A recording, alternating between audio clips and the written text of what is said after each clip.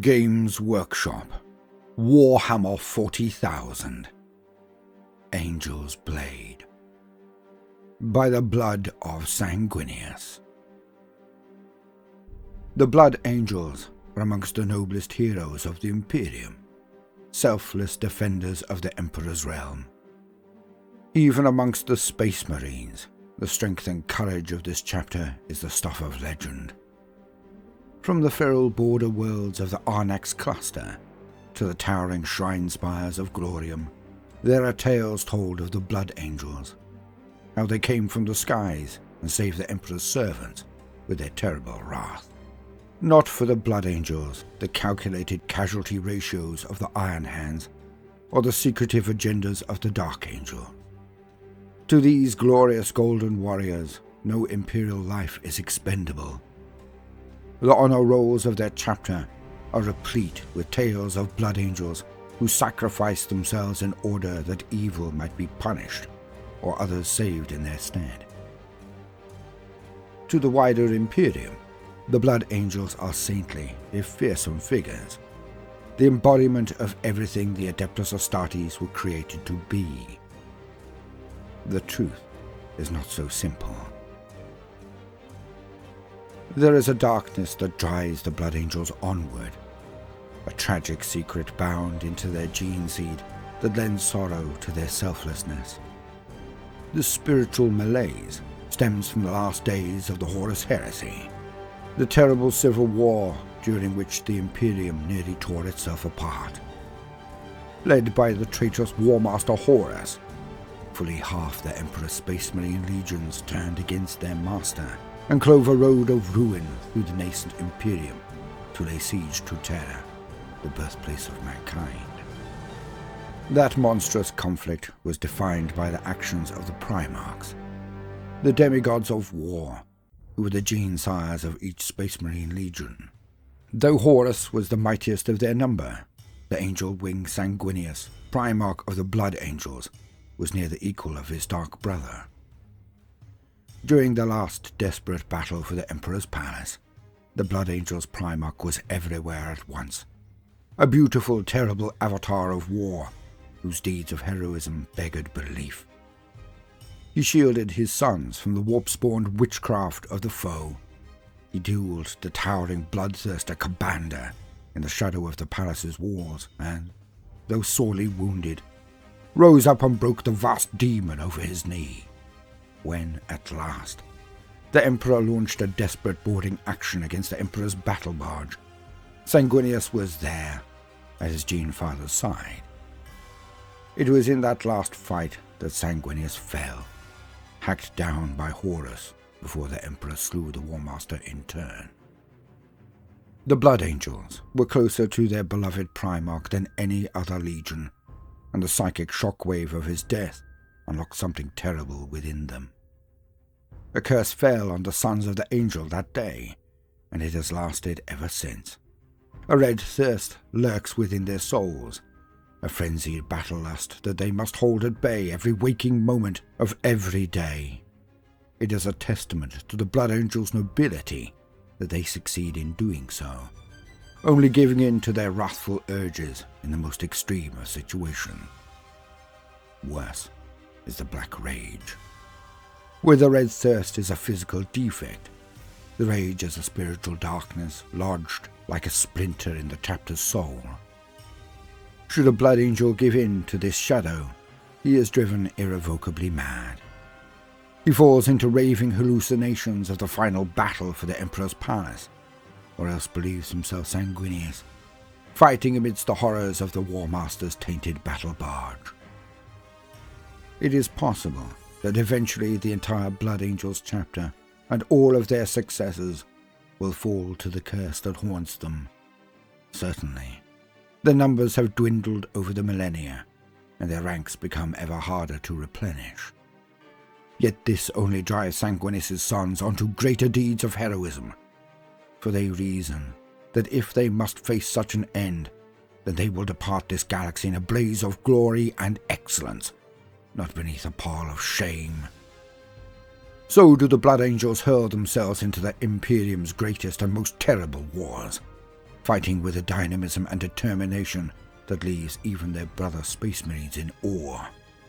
Of late, they have found themselves stretched thinner than ever, fighting simultaneously in the Third Armageddon War, in actions around the Eye of Terror, and against the onrushing horror of High Fleet Leviathan. It was on the shield worlds of Kryptos that Commander Dante and many of his finest battle brothers faced the horrors of the cryptoid tendril. This splinter fleet of Leviathan was headed straight for the Blood Angels' homeworld of Baal, and its advance had to be stopped. The Blood Angels prevailed against their Xenos foes, yet Baal was still at risk. Dante's forces made all speed through the warp to return and bolster the defenses of the chapter planet.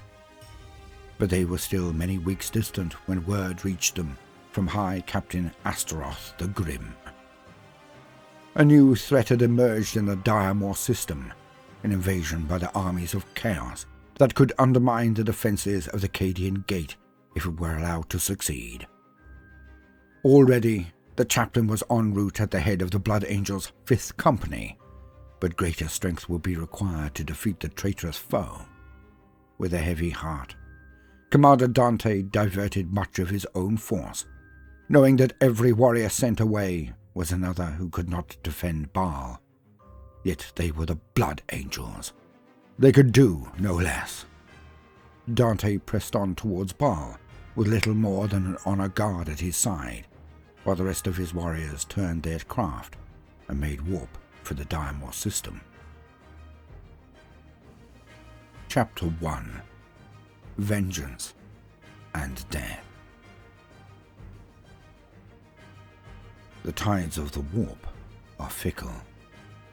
The warships of the Blood Angels' 1st and 2nd Companies made up considerable time on Astaroth and his 5th Company warriors, translating into the Diamor system within minutes of their brothers, almost as though some other agency was wishing to see them burst simultaneously into real space. The momentary delay proved crucial, for it was all that stood between Captain Carlane's forces and sudden damnation. "What in the Emperor's name is that?" Captain Carlane's voice was tinged with horror. The cavernous bridge of the strike cruiser, Sanguine Tear, was lit by flickering, dirty light that spilled from its main view screens.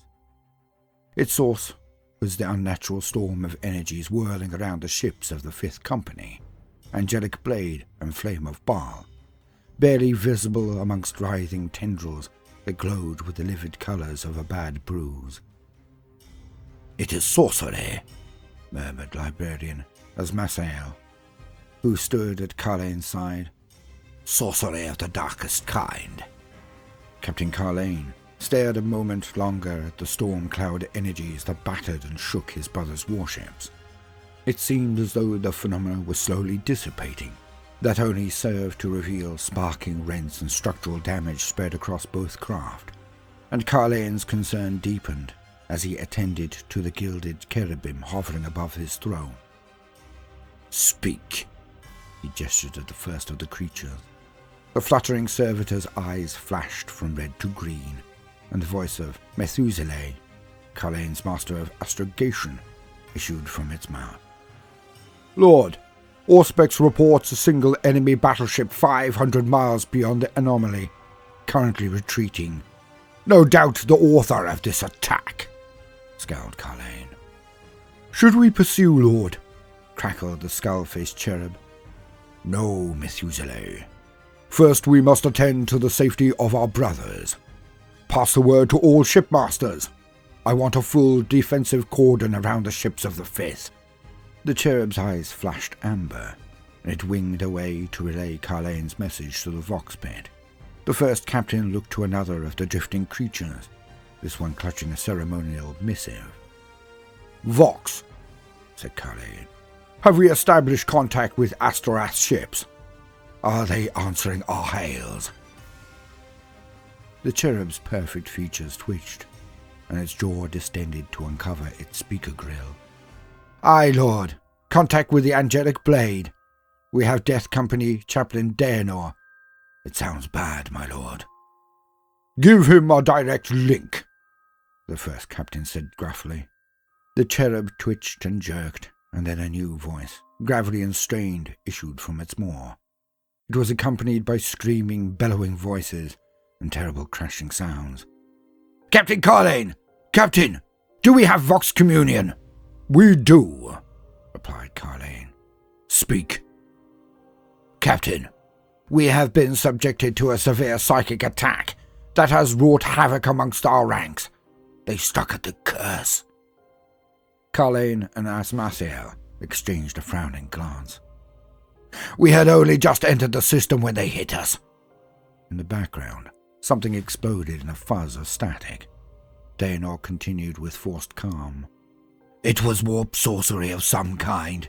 It engulfed our ships like a storm, but worse were its effects upon the minds of all on board.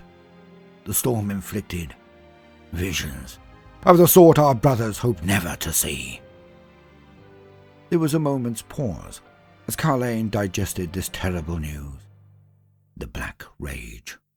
All Blood Angels dreaded its touch, but to have it forced upon them by some artifice of the foe, it was a violation of the highest order. "How many have fallen?" Carlane's voice sounded hollow in his ears as he asked the question. "Hard to be certain at this time, First Captain, but it appears to be almost the entirety of the 5th Company." Carlane closed his one organic eye as the chaplain continued. "Lord Astaroth and I, the other chaplains on board, are librarians. Those with training or psychic defenses survived. The rest, Lord, it is bedlam aboard these ships. Battle brothers have fallen by the dozen, and the crew helots have cloistered themselves in terror. Some have been slain." "We will send you our chaplains," responded Carlane immediately. "And the Sanguinary Guard. They will aid you in bringing our fallen under control and restoring your ships to order." "Understood, First Captain. I will advise Lord Astaroth. We will recover from this madness. You have my oath." "And then," rumbled Captain Carlane, angrily, as he watched the last of the warp energies flicker out upon his ship's screens, "then we will have vengeance." The Storm Raven juddered as it punched through Amathael's atmosphere. Death Company Chaplain Daenor pictured in his mind's eye the flames flickering across its black hull. They seemed somehow appropriate. The red-lit interior of the craft was full of muttering, moaning voices, sudden bursts of vox-amplified shouting, ringing out over the roar of atmospheric re-entry, then subsiding again. Clad in their midnight black armor, with their jump packs primed and ready, the brothers of the Death Company surrounded him. The chaplain felt a deep and abiding hatred towards the traitors as he looked around at the twitching, muttering warriors in their drop-restraining harnesses. Each was going to his final battle. Each was lost to the chaplain forever, his light smothered beneath madness and rage. All Blood Angels knew this could be their fate, and all strove against it. But to lose almost an entire company to the Black Rage in a single hour? And worse, to have it forced upon them through the warp-craft of traitors.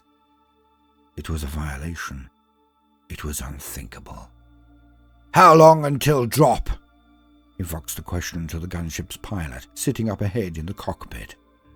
3 minutes 17 to hub Beta Secundus, Brother Chaplain," came the reply. "Re-entry unchallenged, following flight path Chalice to drop site." "Good," replied Daenor. "And the enemy's disposition?" "Crimson Slaughter warbands presently at all primary Mechanicus hubs," came the response. "Enemy forces heavily investing north and south hemispheres of Amathal as expected, concentrated around the dig sites. Word is that Titans and other super heavies on the ground, Brother Chaplain." Daenor nodded at this. "So I had heard, brother, but we have the might of the angel. Against that, no engine or weapon of the traitor shall prevail." Daenor believed every word he uttered, his conviction total, his faith in his chapter and its lineage unshakable. But he knew this would be a hard fight, and As his craft swept on towards its designated drop site, he led his fallen brothers in a litany of battle. Daenor's Storm Raven was one of a small fleet of craft streaking towards Hub Beta Secundus. Storm Ravens on Thunderhawk landers, all garbed in the sable armor of the Death Company. It was an abhorrently large deployment of the damned, a whole company's worth of fallen warriors, complete with deranged dreadnoughts and swiftly repainted armored transports. Led by First Chaplain Astorath, accompanied by none other than the fallen hero Lemartes. This army was a weapon of unmerciful annihilation. Having brought their fallen brethren under control and established the wider strategic situation in the system, the Blood Angels had wasted no time in launching their attack. They could not do so quickly enough, for already it seemed as though their enemy's plans were well advanced. Traitor warships harried the agri-world of Peridos, pinning the Diamore system's navy in place with a cat-and-mouse battle to protect the system's food supply.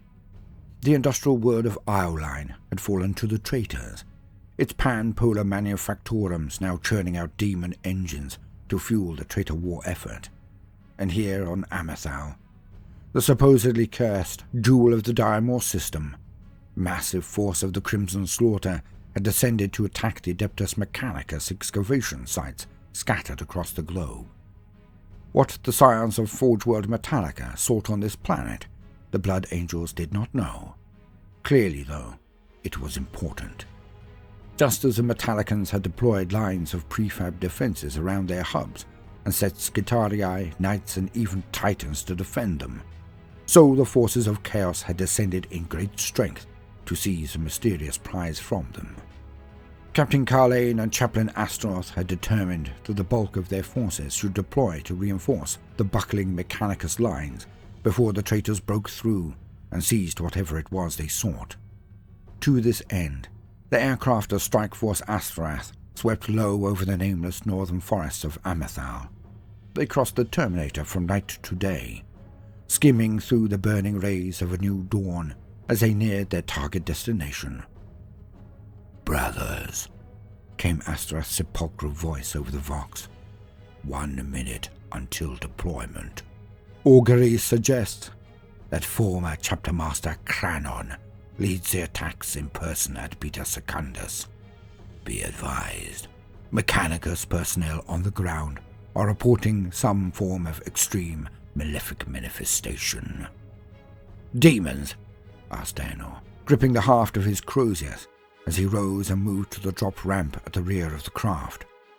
His wards moved to stand with him, some shambling, some raving, but all following their chaplain like Baelite dust wings around a dune lantern. "Something else," responded Astorath, static fuzzing his vox with a flurry of whispers. "Information is confused, but it seems the renegades are manifesting exceptional physical and non-corporeal powers. Possession, perhaps." Daenor cast his death's head gaze over the black-clad brothers at his back, each shuddering with a barely contained desire to kill every traitor in their path. "They have nothing we cannot overcome, Lord Astorath." "Just so," responded the High Chaplain. "Go with the Angel's grace, brothers."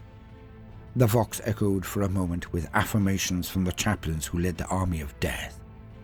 Then the channel dissolved into static-laden screams, and Daenor cut his link with a grimace.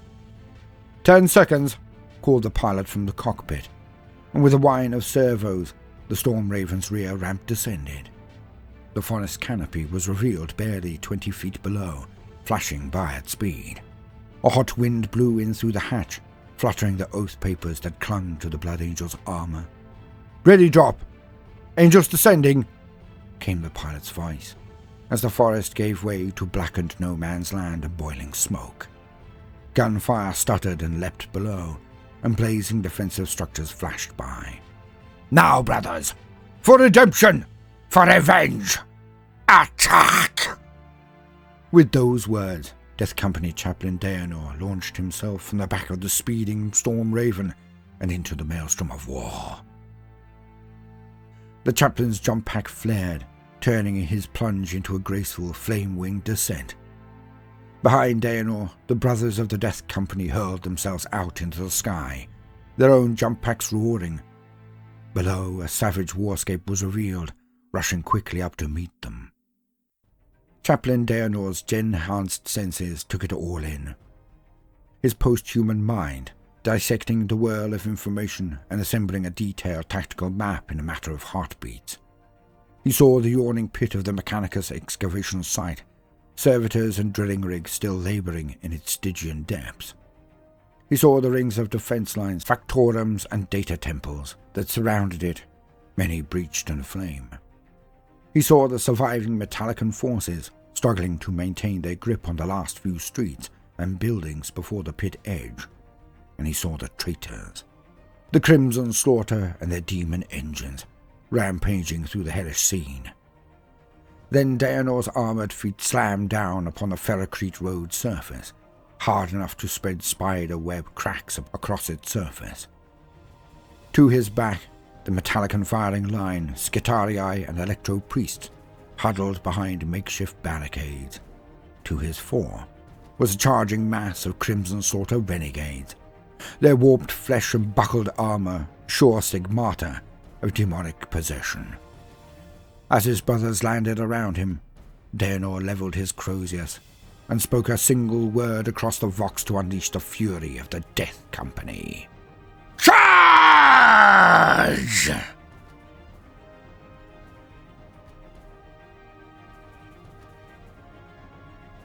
The Mad and the Monstrous. At Hub Beta Secundus, the Death Company army dropped in 2 waves. Chaplain Daenor and his brothers came down well within the Mechanicus complex, landing between the advanced elements of the Crimson Slaughter and their prize. Meanwhile, Astorath and Lemates led the main force of the Death Company against the outer edge of the dig site's defences, constricting in a ring of blades and blazing gunfire. The Crimson Slaughter suddenly found themselves trapped against the defensive lines they had so recently overrun. Bolt shells flew back and forth upon plumes of flame. They exploded against black armour and red. Warriors were punched from their feet, armour rent or limbs torn off in sprays of blood. Yet few stayed down, delusional mania and unnatural energies driving them on. To the north, Chaplain Lemates led his raving brothers in great jump-packed leaps. They slammed down amongst the Crimson Slaughter, and chainswords and power axes splashed blood into the streets as the Death Company went about their hideous business. To the south, Chaplain Astorath led the attack, ebon wings stark against the war-torn skies. The enemy were every bit as empowered as he had been warned, many writhing and twisting in the throes of some form of possession. They tore power armor open with claws and fangs, or lifted and hurled tank wrecks as though they were crack grenades. Astorath's axe did its bloody work nevertheless, every swing bringing an end to the murderous rampage of another traitor. Everywhere there was carnage, as the Crimson Slaughter met the fury of the Death Company. Cultists scurried from one ruin to the next, rattling volleys of autogun fire into their raging enemies. They were vermin, caught in a fight between apex predators, and they knew it. The Metallican troops did what they could to support the Blood Angels, coordinating volleys to knock out demon engines and hellbrutes. All the same, it was the Adeptus Astartes who would decide this battle. Upon the primary processional, at the head of the rampway that led down into the cockpit, Chaplain Daenor and his brothers fought a brutal hand-to-hand engagement. Black-armoured brethren were punched off their feet, armour cracking under the unholy strength that drove the traitors' fists. Chainswords howled through scaled flesh and warping bone, hewing off limbs that writhed and screamed. Upon the bloody roadway, one hulking traitor emptied his bolt gun's clip into Chaplain Daenor's chest, but each shot detonated harmlessly upon the holy warrior's armour or the power field of his Rosarius. In return, Daenor boosted forwards and swung his croziers in a tight arc, smashing his assailant's head from his shoulders in a spray of blood. The chaplain found himself battling for several moments more against the traitor's headless corpse which burned in a bonfire of emerald flames, even as it tried to tear him limb from limb. Across the hub, the Death Company fought on furiously, and the Crimson Slaughter met them with equal ferocity. The crystal-circuited corridors of the Omnissiah's data temple rang to the sound of crashes and screams as Loyalist and Traitor dueled through the sacred stacks. A trio of demon engines tore through bunker complex Gamma Hades Gamma, only to be ambushed by Lemmates and his warriors. The cursed chaplain landed atop the shoulders of a raging Mauler fiend, decapitating it with a titanic blow, even as the thunder hammers and power fists of his warriors made short work of the Forge Fiend and Defiler that had accompanied the beast. Still, the fighting raged on. Cranon the Relentless bellowed, spectral flames leaping from his vox grill. Wielding his sword one-handed, he wove the blade through a lightning-fast figure of 8, lopping both arms from his Death Company attacker. Blood jetted, and the warrior fell back. Then impossibly, the Blood Angel hurled himself forward again, helmet cracking into Cranon's faceplate. "I am Sanguinius!" screamed the deranged Space Marine as Cranon staggered back, tasting blood. In response, the Chaos Lord raised one booted foot and kicked his foe square in the chest, propelling him backwards through a Factorum wall like a cannonball. There was a rumbling crash as masonry and rubble thundered down. "I think not," growled Cranon, his voice doubling then trebling in his own ears. "But I am Amethel, and I will be free." Cranon shook his helmed head, trying to clear his thoughts. He was not Amethel, but something that claimed to be was speaking through him. Whatever that entity was, it had poured its might into his followers and used them as mouthpieces to air its demand. Had he voxed the craft in orbit? Cranon thought he had, though he could not remember what he had said. Some crucial message, an imperious demand to be passed on to Sorceress Lord Zorphus of the Black Legion, the leader of this invasion. Irrelevant now, thought Cranon, as bolt shells rang from his armor. Spinning, he raised his plasma pistol and vaporized the chest of a charging Blood Angel at point-blank range. Borne by his own momentum, the warrior slammed into Cranon, and the Chaos Lord felt agony lance through his hip as a Loyalist's power sword stabbed deep. Dropping his own blade, Cranon pistoned his fist into his assailant's unhelmed face, pulping flesh and shattering bone. He hit the Death Company warrior again, then again, his armored gauntlet crunching through cartilage, bursting eyeballs, shattering teeth. After the third blow, his enemy slumped backwards, skull all but hollowed out in a gory crater. The Chaos Lord wrenched the sword from his hip, growling in pain as green energies licked across the wound, sealing it shut. Whatever this thing calling itself Amethel was, it was powerful, he would give it that. But he and his warriors had spent long years in the grip of possession, and he knew its feel. Something demonic lurked beneath this world, something that had found easy purchase upon the Crimson Slaughter's already warp-touched souls. No matter how much power it was foisting upon them, it was not welcome. Nor was it helping them win, for though his warriors had manifested incredible abilities since the fighting had begun, Cranon could hear from the Vox that they were burning up and mutating with alarming speed. "Drasnicht!" snarled Cranon through his whisper-choked Vox. "This fight is lost." The reply came back moments later, his champion's voice shuddering with the effort of caging the unnatural might that flowed through him. "It is, my lord. They are too many, and they just won't." His words were punctuated by a savage grunt of exertion and hate. "Won't stay dead." "Rally at the Temple of the East," ordered Cranon. "The one with the Icarus arrays atop it. We will stage a break out from that location." "Yes, lord," came Drasnik's voice. "And then we will be free." Cranon paused for a moment. Had those been his champion's words, or those of the Amethel thing? The sound of revving chainswords and running feet told the Chaos Lord He had no time to worry now. With a curse, he set off at a run through streets boiling with the flames of war. The Crimson Slaughter attack had lost all momentum. It was fragmenting by the second, caught from both sides by Death Company and Mechanicus forces. A pack of renegade warhound titans loped in from the north, summoned to Crannon's aid, but they were intercepted before they could join the fight. Pennons fluttering, a lance of House Raven knights barred their path. Rapid-fire battle cannons thundered, stripping away the Titans' void shields in quick succession, and Baron Dargetus de Raven led a charge to engage the enemy war engines at close range. Several red-armored knights were blown apart in the fight that followed, the ground shaking as their massive metal forms crashed onto their backs. The warriors of House Raven pushed forwards despite their casualties, binary chants ringing out as they hewed at the larger war engines with roaring chain blades.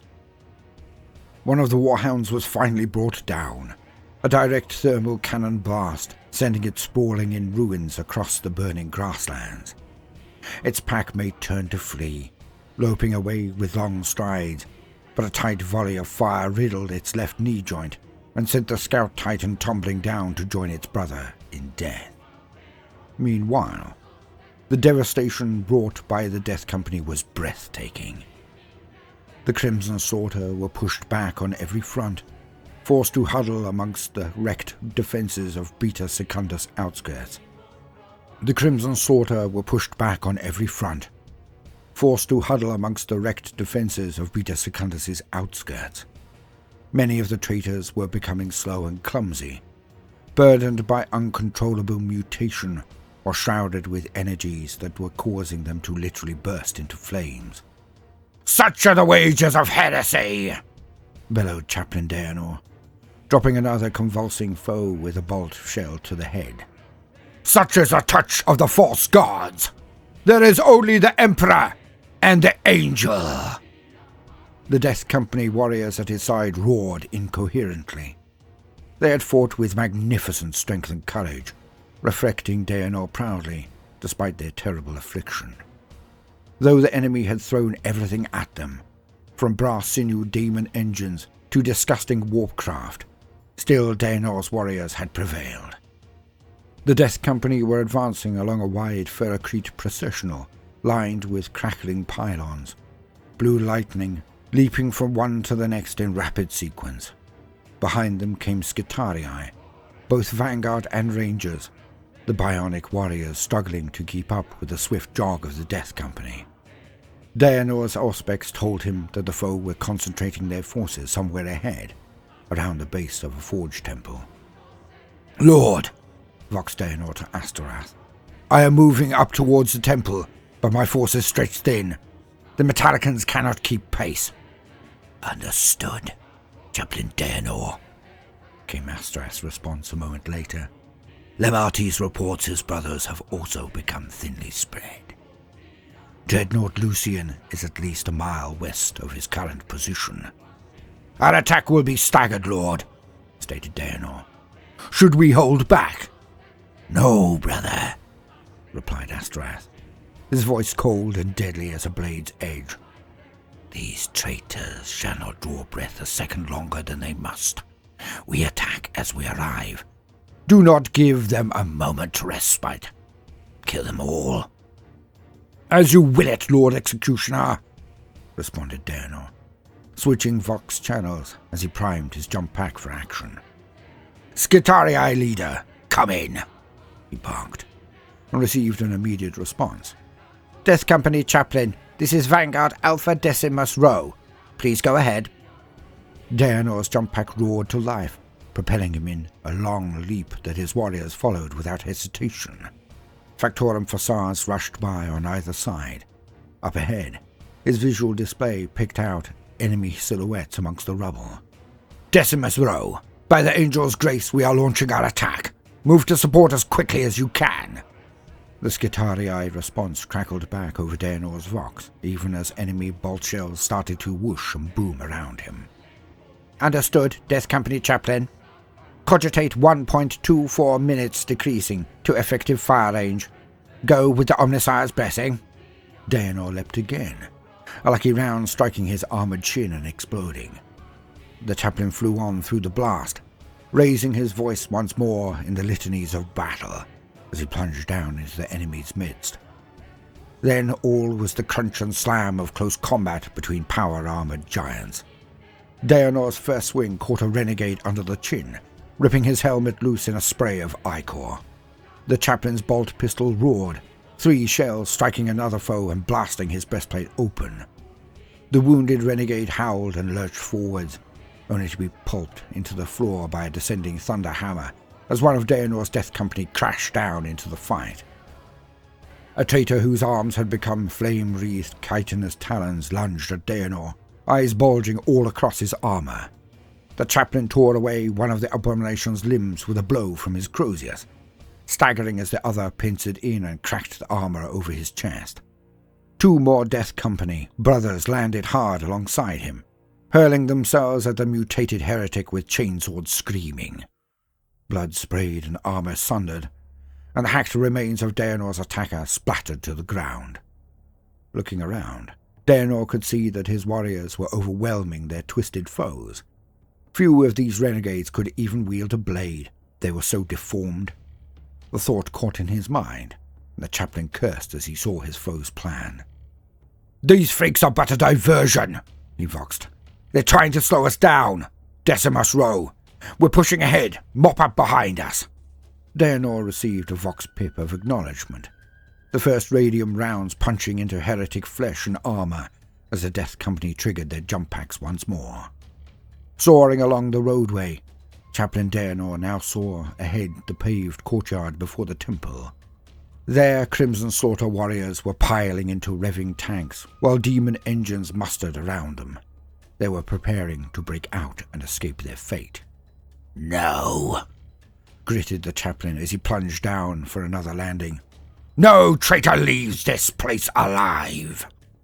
Chaplain Daenor's warriors were the first to reach the square before the temple, and they were met by a storm of firepower. Blood-splattered traitor land raiders blasted away with lance cannons and heavy bolters, churning the ferrocrate into dust and rubble. Centauroid Ford fiends wheeled and vomited great gouts of ectoplasma into the Death Company's midst, vaporizing several warriors. Still, Daenor and his brothers came on, tank-busting weaponry ready in their armoured fists. Hurling himself forward, one Death Company brother grabbed the churning track of a traitor rhino and crushed a great section of it, forcing the packed transport to slew to a halt. Another landed next to one of the enemy land raiders and swung his thunderhammer straight at its rumbling power plant. The resultant fireball blew the Blood Angel off his feet and flipped the traitor tank on its roof with a deafening crash. The traitor's side hatches slammed open, and warriors of the Crimson Slaughter scrambled groggily out, straight into the waiting blades of the Death Company. The enemy's numbers were great, however, and the Death Company small. Though they crippled several transports and neutralized 2 demon engines, Daenor's warriors were being punished for their efforts. In under a minute, more than half of his warriors were dead, and the rest looking sure to meet the same fate. "All Death Company brothers!" voxed Daenor, ducking the monstrous swing of a Hellbrute's fist. "If you're close, we need aid!" No sooner had the words left Daenor's lips than a nearby Factorum facade crashed outwards, and a trio of Death Company dreadnoughts stormed through the rubble. Melter guns hissed, boring glowing holes in the Hellbrute's torso and sending it crashing onto its back. Seconds later, the dread figure of High Chaplain Astorath leapt from a side street, another mass of Death Company at his back. Black rhinos roared in with them, one hammering headlong into a fleeing Crimson Slaughter tank and smashing it over onto its side. "Let none escape!" boomed Astorath, his amplified voice rolling like thunder across the square. "Teach them that the price of heresy is death!" Daenor leapt over the fallen Hellbrute and ran on. He threw himself aside as a Hellbrute swept low overhead, jets screaming and jaws spewing warp flame. Black-armoured warriors pressed on, still fighting despite being wreathed head to toe in unholy fires, and Daenor saluted their sacrifice. As the Helldrake banked up and away from the fight, a sudden cloud of warheads streaked up to engulf it, tearing its hellish body apart and hurling the wreckage away into the ruins. Daenor glanced back to see Decimus Rose Skitarii spilling into the square, smoke still drifting from the Icarus array of their lead dune crawler. "On, brothers, on!" exhorted Daenor. "Wipe them out!" A traitor rhino ground to a halt before him, and the chaplain boosted onto its roof. As the tank's top hatch burst open, he hammered his Crozius Arcanum into the face of the first renegade to emerge, hurling him back into his accursed comrades. Daenor primed a crack grenade and sent it after the maimed traitor, leaping away upon the blazing wings of his jetpack just before the tank exploded. Sanguinius spread his wings wide, leaping high with a great shout. He soared through the smoke of battle, seeing his enemies scatter in fear as his shadow fell across them. They could not escape his vengeance, for he was the angel of Baal, and to the traitor he was death. Sanguinius plunged down into the square of contemplation, landing in the shadow of the Iron Star Bastion. Around him his children fought furiously against the vile sons of Horus, turncoats, betrayers. The very thought made fury surge through him, and with a bellowed war cry, he swung his blade in a great arc that lopped the head from the nearest foe. Others turned their bolters towards him, daring to fire upon the angel. He grimaced as their rounds struck home, surely causing more pain than any Primarch should feel. Some artifice of the enemy, he realized. Some curse of warpcraft that lent power to their weapons. He shrugged off his hurts, ignoring the blood that spilled from rents in his black armor. Another sword stroke, and another traitor fell, clove in twain. A parry, a spin, a thrust, and a third victim was spitted. Sanguinius was brought up short as his next opponent came at him. Clad in crimson armor he could not identify, and burning with green fire. What trickery was this? The moment's hesitation almost cost the Primarch his head, as a traitor swung a crackling axe at him. Sanguinius pulled his head back, the weapon nicking his helm's faceplate and crazing one lens. Angry, the angel wrenched the ridiculous thing off his head. What need had he of such a helm? Why was he even wearing it? Baring his fangs, the angel swung the helmet with all his might, caving in his enemy's face with it, before hurling the offending article away in disgust. He turned again and froze for a moment as, all around him, reality seemed to churn. Where before had been bolt-riddled statues and trampled gardens, now was the hellish interior of some vast chamber. Burning braziers that cast a baleful light hung from its vaulted ceiling, and marble steps led up to a monstrous throne crowned with an all-seeing eye. A figure stood before it, his brother, the arch-traitor, Horus Lupercal. Sanguinius's rage surged once more, as a power-bloated giant crooked one claw at him in mocking invitation. Raising his blade, Sanguinius charged. He rammed his sword through Horus's breastplate with all his might, blood spattering from his lips as he was impaled in turn upon the War Master's talon. As he tumbled slowly down the steps, his once brilliant wings bloodied and broken, Sanguinius smiled. For with his death, he had struck the killing blow. The War Master was dead. The Imperium was saved. With that last thought, Brother Gallianus rolled onto his back amidst the traitors he had slain, a serene smile spreading across his features as he knew peace at last in death. As he arced upwards, Chaplain Daenor could see that the jaws of the Death Company were closing upon the throat of the Crimson Slaughter host. Dozens of traitors had spilled from their wrecked transports, many stumbling a few paces before exploding messily or collapsing amid pyres of emerald flame. The rest fought like cornered beasts, hacking, bludgeoning, and blasting the Death Company while screaming their hatred of the Emperor's servants. But with more Imperial forces arriving every minute, the balance of the battle had tipped. It could only be a matter of time before the last of the Crimson Slaughter were cut down. And then, as Daenor landed once more amidst the bloodshed and mayhem of the battle, the western wall of the temple blew out with a mighty boom. Rubble spilled outwards in a great avalanche. Towering columns of armor glass and circuitry toppled, sparking, to shatter against the ferrocrete. Dust billowed out in a choking wave. From amid the ruin surged a trio of land raiders, cracks churning furiously as they surged across the tumbled masonry and data stacks. A handful of Death Company Marines were caught in their path, still half buried in rubble, and the tank's las cannons spat bright beams of killing energy at them as they surged past. Daenor cursed as he saw that these foes, at least, would make good their escape. The Blood Angels had nothing in the vicinity that could catch them. "Let them go," came Astrath's voice, a commanding note that cut through even the madness of the surviving Death Company. "Chase them and let more fools slip away. Finish this fight and let the cowards flee." The Army of Death. It is rare for the sons of Sanguinius to lose more than a handful of brothers to the Black Rage at a time, for only under the most extreme stress do the strong-willed Blood Angels fall. Yet that was what happened in the Daemor system, when the traitor leader Zorphas's warp-spawned storm sent almost the entire 5th Company into the clutches of the floor. For many months, the High Chaplain of the Blood Angels had been a driving force behind the ongoing fortification of Baal, directing his brothers and the arriving warriors of the successor chapters, ensuring their world and its moons against the coming storm of High Fleet Leviathan. Yet, when the cry for aid came from the Daemor system, Astrath the Grim felt a presentiment of terrible danger creep over him, and knew that he must answer this summons.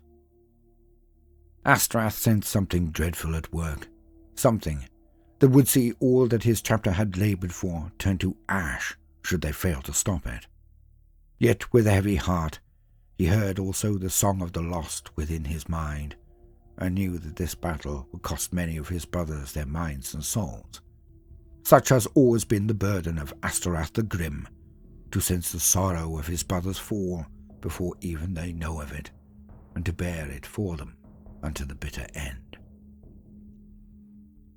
Astrath gave no hint of his dire premonitions as he ordered his force assembled, drawing warriors from the fortress garrisons and picket lines of the Baal system, and readying them to strike forth into the stars.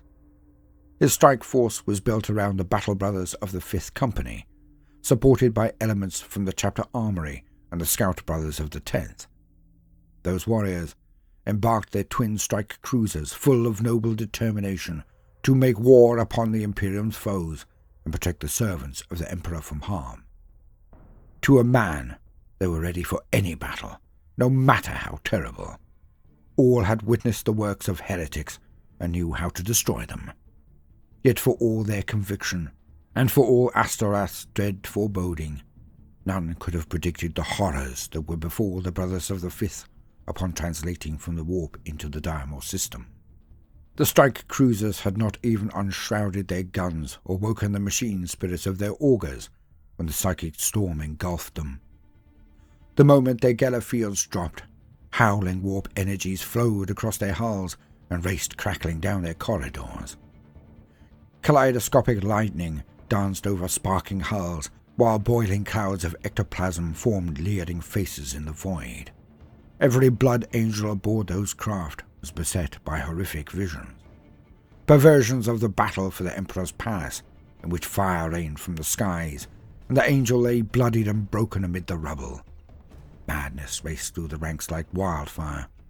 Battle brothers bellowing in sudden, uncontrollable fury, or collapsing into fugue states in the corridors and cells of their ships.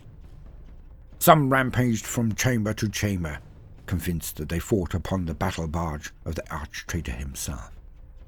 Crew serfs and servitors were torn apart by the lost brothers.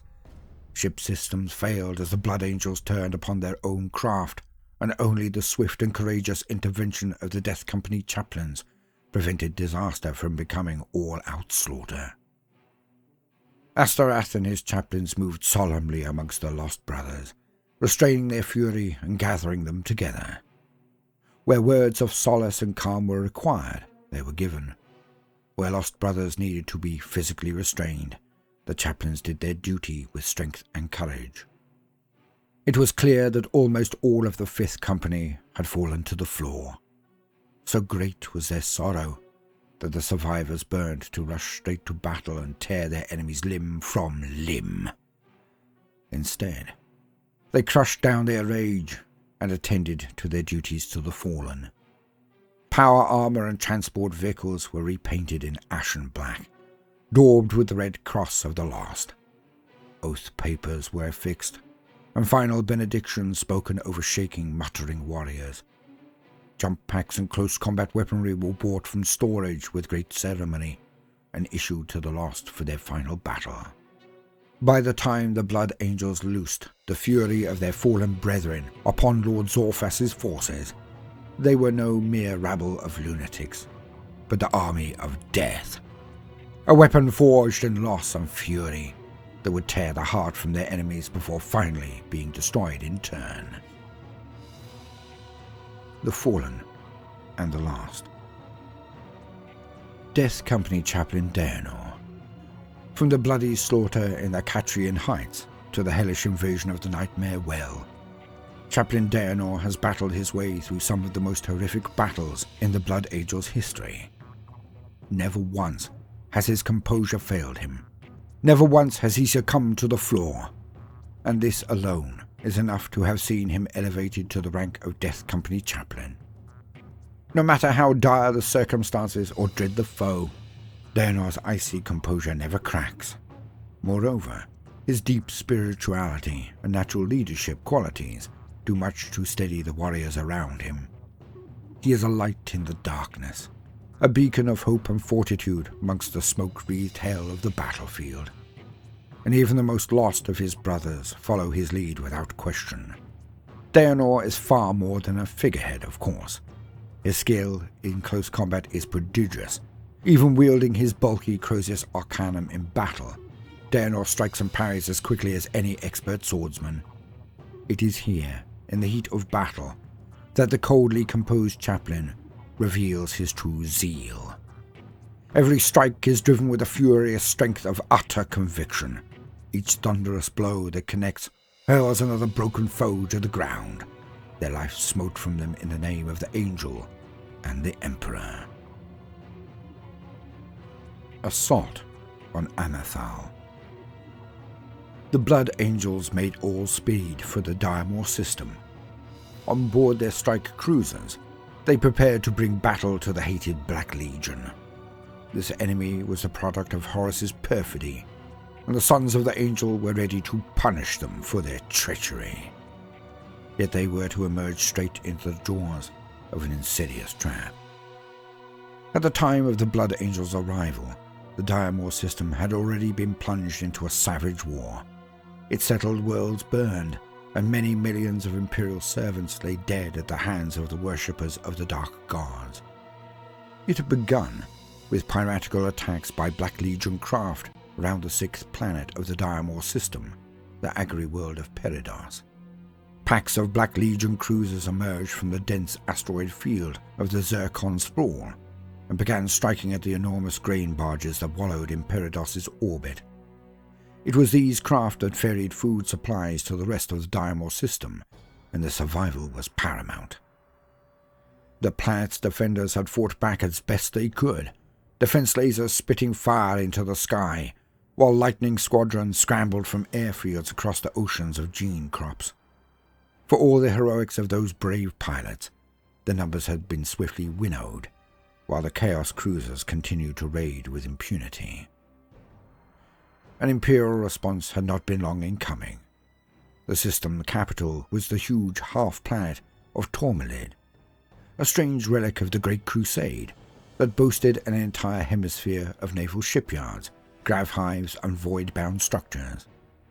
Tormelid was an operational hub for the warships of Battlefleet Obscurus, and as such, it was ruled over by Planetary Governor Gordus, a former Lord Admiral of the Imperial Navy. This heroic veteran of void warfare recognized the terrible threat to his system posed by the loss of Peridos and its barge fleet. Moreover, his infamous ire was stoked by the sheer audacity of the Chaos attack. Bellowing that it would simply not be borne, the Lord Admiral dispatched almost the entirety of his planet's naval strength to protect his system's supply lines. It was a commendably swift and decisive move, made for solid strategic reasons. It was also precisely what the Chaos forces were waiting for. Melting back into the cover of the Zircon sprawl, the Black Legion cruisers began a cat-and-mouse fight, forcing the Imperial Navy to spend their strength hunting for targets and defending the vulnerable convoys of Peridosian grain barges. With the enemy fleet committed elsewhere, the main Chaos Armada broke from the warp and descended upon the industrial world of Oline. Lord Admiral Gordas and his court could only watch in horror as the warriors of the Black Legion and their word-bearer allies slaughtered the defenders of Ireline's pan-polar hives. Worse was to come as, rather than launch a conventional assault against the world's southern hemisphere, the Chaos invaders simply deployed Ireline's atomic arsenal against it. One half of the old industrial world tore the other half apart in a hideous act of self-immolation, leaving billions dead, and the invaders firmly in possession of Ireline's polar manufactorums. They wasted no time in converting these through dark ritual and arcane science, creating monstrous demon engine factories that would provide a steady stream of reinforcements for the war to come. Those earlier assaults were but a preamble, the foundations upon which the true Chaos attack would be built. Now the traitors turned their attention to their real goal, the cursed paradise of Amathal. A huge and idyllic garden world with a human-compatible biosphere, Amathal should have been the jewel in the crown of the Diamor system. Instead, it had long been an enigma to be feared. Astropaths and navigators alike could say only that there was something wrong with Amathal, the sense of a vast staring eye occluded by a mysterious veil. Though numerous attempts had been made to colonize Amathal over the centuries, none had been successful. The planet's beautiful meadows, lush forests, obvious mineral wealth, and teeming oceans begged to be exploited by the rapacious Imperium. But like a starving man presented with a poisoned apple, a single bite proved lethal. Within hours of landing upon Amathal, human colonists reported nausea, dizziness, and crippling headaches. Auditory and visual hallucinations followed, accompanied by insomnia, dislocation, and paranoia. The longest that any prefab settlement had lasted on Amathal was 2 weeks. By the end of that time, every last colonist had either killed themselves or been slain by the others. Amathal had thus remained unsettled and unexplored until just months before the Chaos invasion.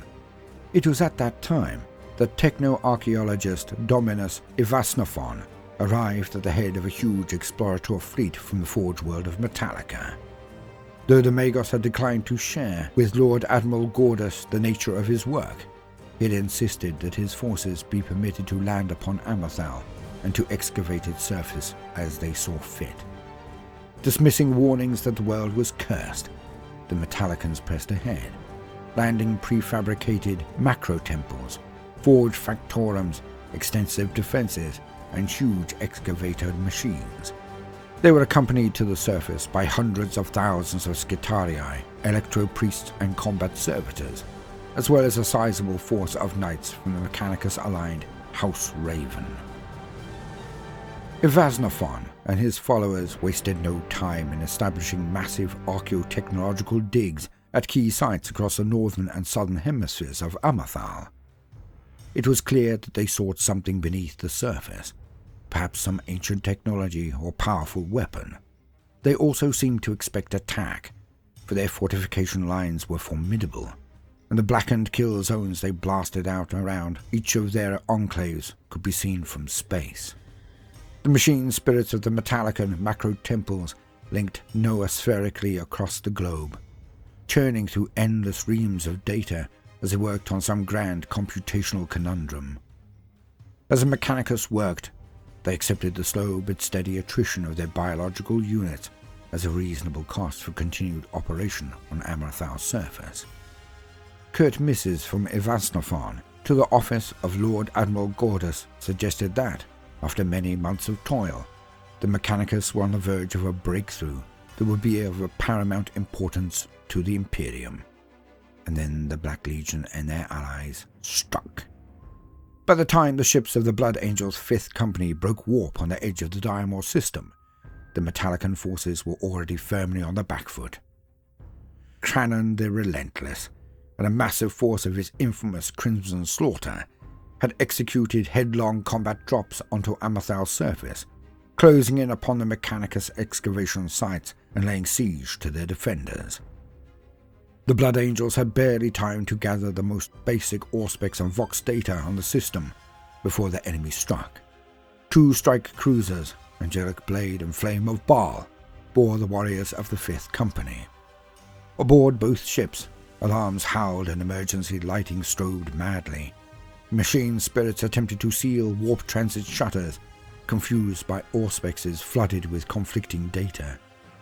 On board both craft, the cloistered navigators had time to scream in horror before a vast wave of sorcerous phantasms struck. This was no random translation catastrophe, but rather a warp-spawned psychic storm, conjured by the Black Legion sorcerer Lord Zorphas, whose flagship, the Stygian Beast, had waited in ambush within 500 miles of the Blood Angels' emergence point. Billowing thunderheads of filthy unlight flowed around the Blood Angels' ships and subjected those on board to hideous psychic assault. Crew helots wailed in terror as their craft buckled madly around them and weird phantasms whirled behind their eyes. Yet worse by far were the psychic storm's effects upon the Blood Angels. Each battle brother was transported in an instant to the darkest hours of the Siege of Terror. They witnessed screaming demons on every side, the walls of the Emperor's Pass toppling in flames, and the godlike apparition of Horus laughing triumphantly in the burning skies above. Worst of all, each of them saw Sanguinius lying broken amidst the ruin of the Emperor's dreams, slain by the traitor's hands. A few, those of exceptionally strong will or possessed of the full wisdom of their reclusium, were able to endure. Yet, dozens of noble battle brothers did not. Their sanity shattered as the black rage roared up from their souls to claim them. By the time the curse storm finally dissipated, only Asterath the Grim, the stasis-frozen Captain Limbates, and a handful of librarians, veterans, and Death Company chaplains remained sane. The strike cruisers themselves were paralyzed, their Helot crews stunned by the shock of what had befallen them. At that moment, the Chaos flagship might have struck and annihilated its victims while bedlam reigned upon the strike cruiser's decks. Yet, for some reason unknown, it hung back. The timely arrival of those ships dispatched by Commander Dante, strike cruisers and escorts bearing the 2nd Company and a large portion of the 1st, saw the Chaos battleship retreat, leaving madness and misery in its wake. Outraged at the horrors that had been wrought, Captains Carlane and Aphael formed a cordon of ships around their stricken brothers and dispatched their chaplains and veteran brothers to help restore order. Still, it was the best part of a day before the newly fallen Death Company, nearly 100 strong, could be gathered, armed and armoured as befitted their damned status. During that time, Carlane spoke via astropathic message with Lord Admiral Gordus and with Dominus Evasnophon on Amrathal. A plan of action was swiftly established, and Carlane swore he would see the Black Legion pay for their heinous act.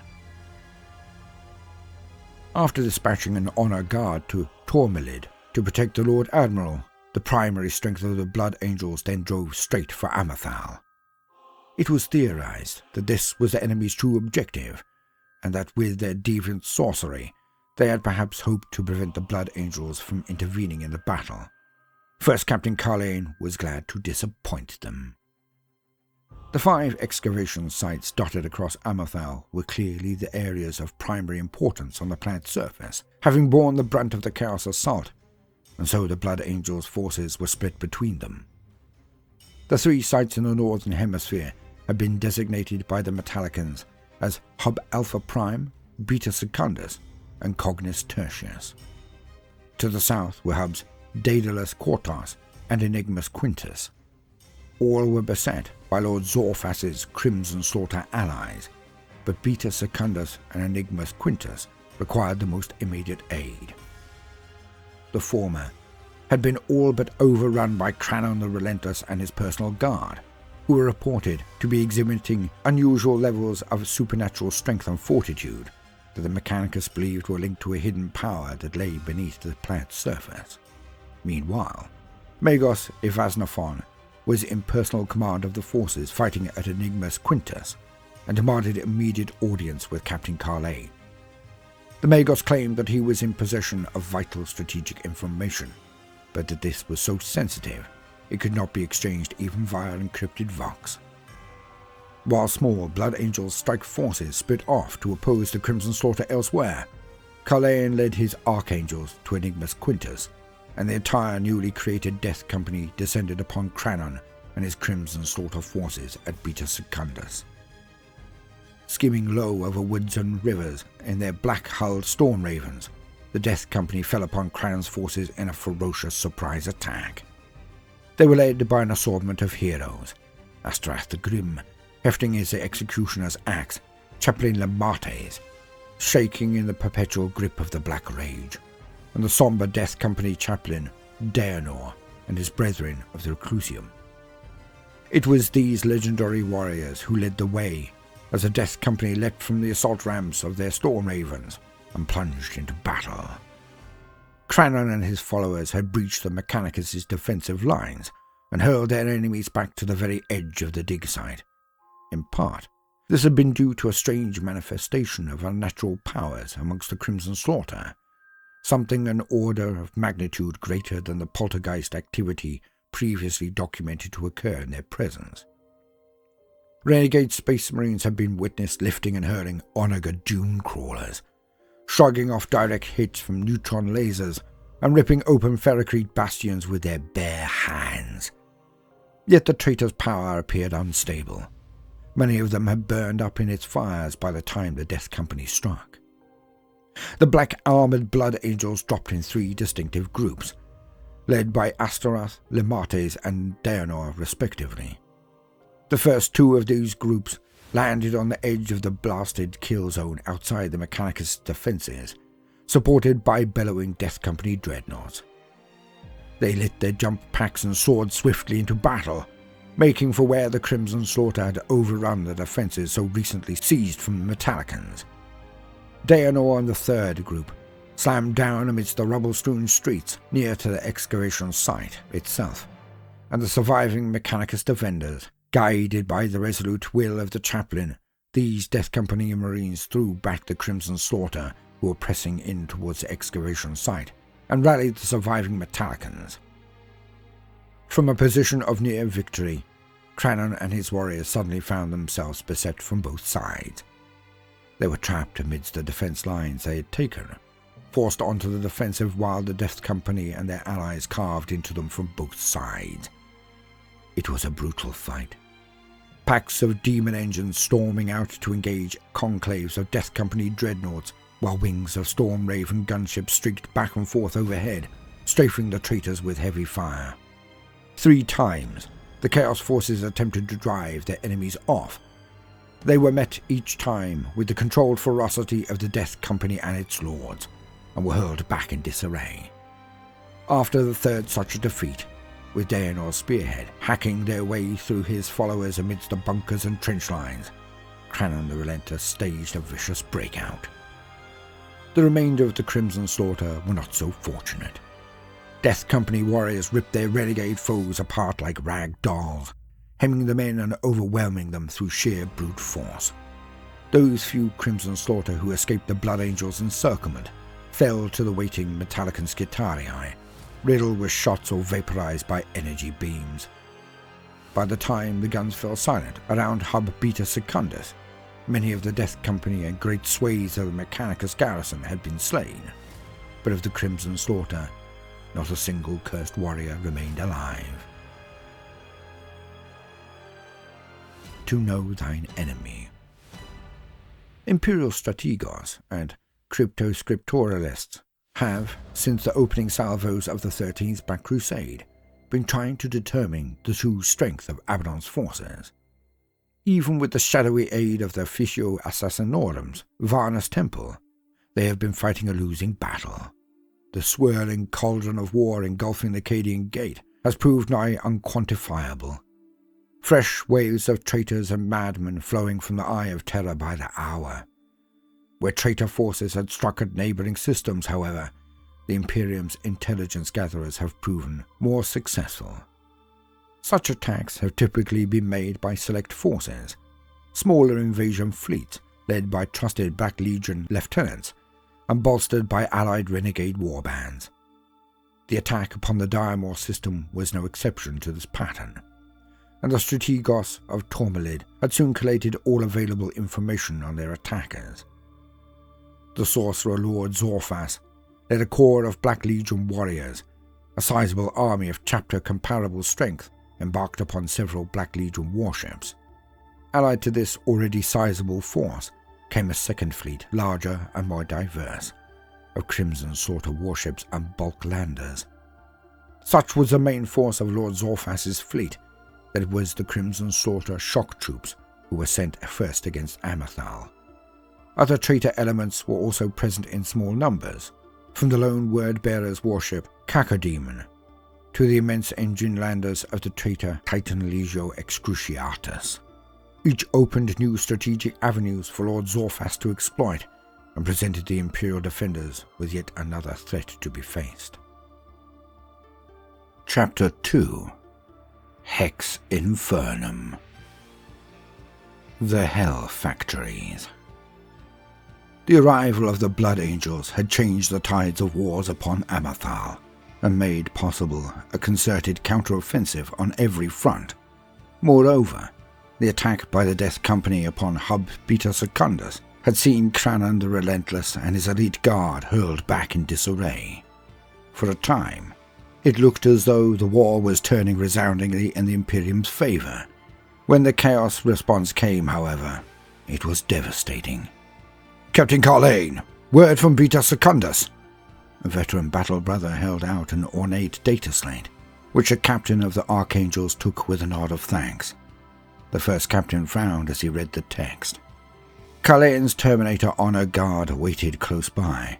They burned to know what had become of the Death Company, for news had been fragmented and contradictory, since a Cornate fleet had entered the system and launched a combat drop against Hub Beta Secundus.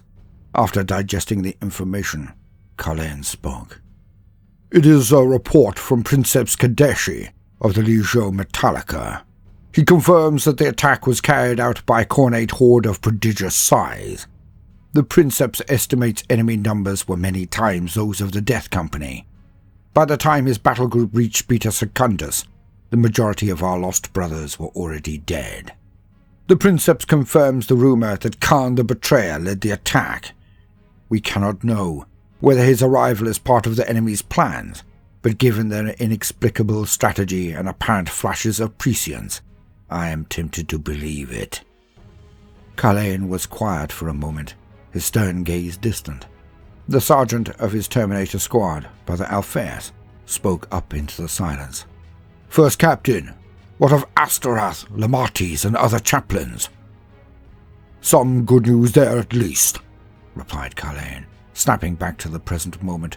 "Kadeshai reports that his scout Titans engaged in a brief vox burst with a pair of storm ravens that escaped the combat zone. They reported extraction of Astorath, Lamates, and Death Company chaplain Daenor. Though the latter was severely wounded, he is believed to have fought the betrayer." Sergeant Alphaeus shook his head in amazement. "Then his continued survival is a blessing from the angel." "Indeed," nodded Carlane. "And we require as many of those as we can get. Vox reports suggest the enemy have shipped in fresh waves of demon engines from Ireline." "More?" one of the Terminators said, scowling. "The Metallican advance across the Hollow Peninsula, has stalled in the face of the enemy reinforcements, and the Legio Metallica have been pulled away from Hub Beta Secundus. It is as we thought. We must stop those armored reinforcements from Ioline, or we will lose Amethal." Carlane and his honor guard stood atop a set of steep steps before the arched doorway of Hub Enigma Quintus's Temple Primus.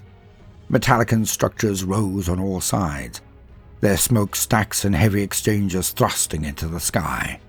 Servitors, Skitarii, and machine priests bustled past, ignoring the armored demigods in their midst. The Blood Angels had come at the summons of techno-archaeologist Dominus Ivansnophon, the leader of the Adeptus Mechanicus on Amethal. The Magos had hinted at the dark secrets he believed the enemy sought on, or rather beneath, this world. If his guess was right, Captain Carlane dreaded to think what failure could mean. Yet the Magos' discoveries on Amethal could also herald an amazing opportunity for the Imperium. Carlane's train of thought was broken as a series of bells rang a jarring salute above the temple's door. From the gloom emerged the Magos Dominus, a hunched presence guiding at the head of a procession of chanting priests.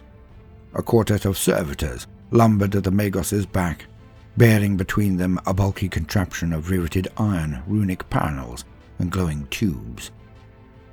"First, Captain," the Magos' voice buzzed from his vocal emitters, "you still intend to launch a surprise attack against the Hex Infernium on Ioline?" "After what you have told me, Magos? More than ever." "Quite," whirled the Magos. "Then have your tech marines make arrangements to transport this device aboard your chosen spacecraft. My acolytes will aid in integrating its machine spirit to that of your ship." Carlane looked dubiously at the tangle of technology before him. "What will it do?" The Magos favored him with the glare of his blue-lit eye lenses. "It will render your ship invisible, First Captain. It will give you the element of surprise." Days later, and many hundreds of thousands of miles away, diabolical factory lines churned. Pistons thumped and pounded, lubricated with steaming blood. Fang-moored furnaces roared, molten brass running from their jaws into molds of adamantium and bone. Heavy industrial armatures and bloated servitors labored ceaselessly to hammer runes of binding into spike-studded hull plates. Rivet guns whined, chains rattled. Conveyor belts of metal and flesh whirred ceaselessly on, bearing empty demon engines towards the armored summoning pens. Cultist laborers toiled beneath the crackling lashes of their overseers, shoveling fuel, dragging laden carts and hammering iron panels until their hands bled. Radioactive rain fell through the shattered roof of the half-ruined manufactorum, smashing down upon the hopeless masses that labored within. The massive building itself was just one of many. Ranks of crumbling Gothic structures clustered around the feet of the vast and terrible Hex Infernium. This was summoning and binding of an obscene scale, an abomination of twisted industry. Into this hell flashed the Blood Angels of Strike Force Carlane. One moment, the purgatorial drudge of the engine factory ground on, as it had since Ioline's fall. The next, lightning crawled across infernal machineries and blinding warp light strobed madly through the building. An expanding sphere of energy billowed between two heavy conveyor units, scything through steam pipes and exploding rune-encrusted data stacks as it rushed onwards and outwards.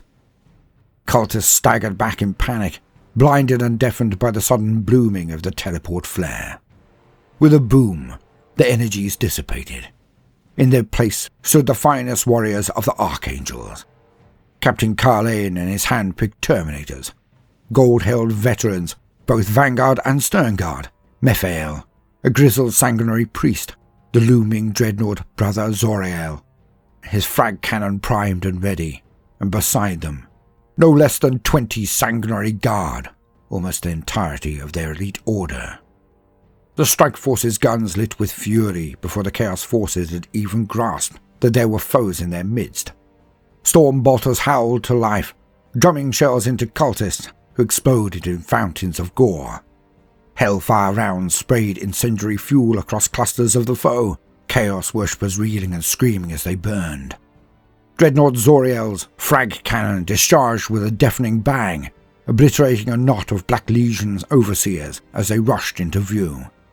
Bolt pistols cracked, frag grenades span through the air to rip cultists to gory tatters. In under a minute, well over 100 Chaos worshippers were dead, and the Blood Angels' immediate area was completely clear. "Brothers!" barked Captain Carlane. "Let us not waste the element of surprise! Advance! Attack pattern Rephilim!"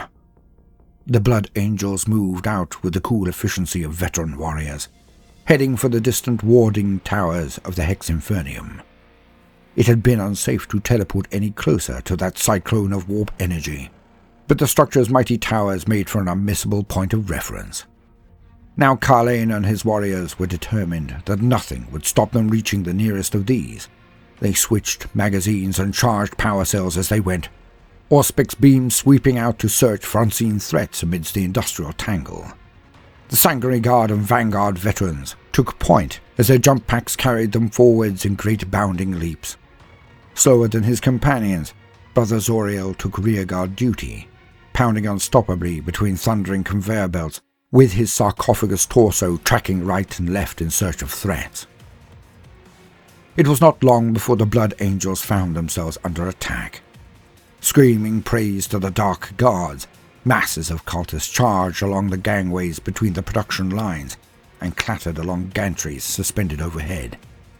Auto gunfire rained down on the Blood Angels from all sides, wild shots causing factory systems to short out around them in showers of sparks. As a wave of cultists closed in, a cruel voice echoed from huge biomechanical speakers strung from the manufacturum's distant ceiling.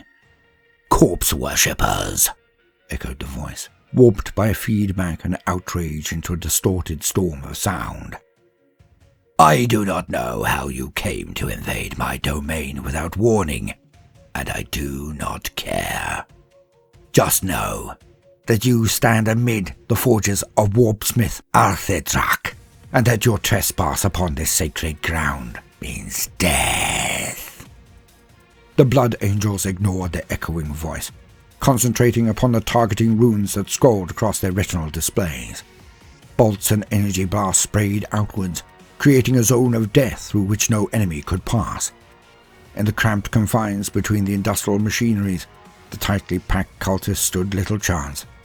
Even those who dived into cover soon found themselves peppered with shrapnel or engulfed in sheets of flame. Sparks flew as gunfire sighed through support cables, sending gantries tumbling down into vats of molten brass, taking gangs of screaming heretics with them. Although the enemy continued to pour forwards, Captain Carlane would not allow his advance to be stalled. With the captain at their head, assault terminators charged forwards with their lightning claws swinging in gory arcs. They ripped a path through the onrushing foe, digging through flesh and bone as though carving a tunnel. From on high, the Sangre Guard plunged down, glaives in carmine lashing out, and Angelus bolt guns hammering to reduce the cultist hordes to bloody mist. These were no angels of mercy. They were the Emperor's angels of death, and they gave no quarter to the traitors and renegades they fought. Steadily, relentlessly, like men wading through rushing floodwaters, the Blood Angels continued to forge a path forwards. Enemy corpses piled up so thick that Carlane's warriors sometimes had to barge through mounds of the slain, but still they did not stop. Here and there a veteran would stumble for a moment as the weight of fire drove him back, but then he would press on once more.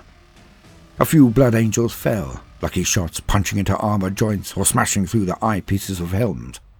Most rose and battled on, a handful did not. No matter the cost, Strike Force Carlane slaughtered its way forwards, drawing closer to the Hex Infernium with every step.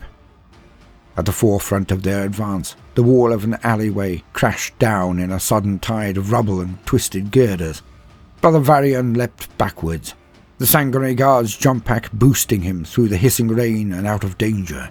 Through the tumbling ferrocrete came a massive shape. a hulking monster of iron and brass whose eyes and maw glowed with furnace fires. "Another demon engine," voxed Varian. "It has blocked this alleyway with rubble."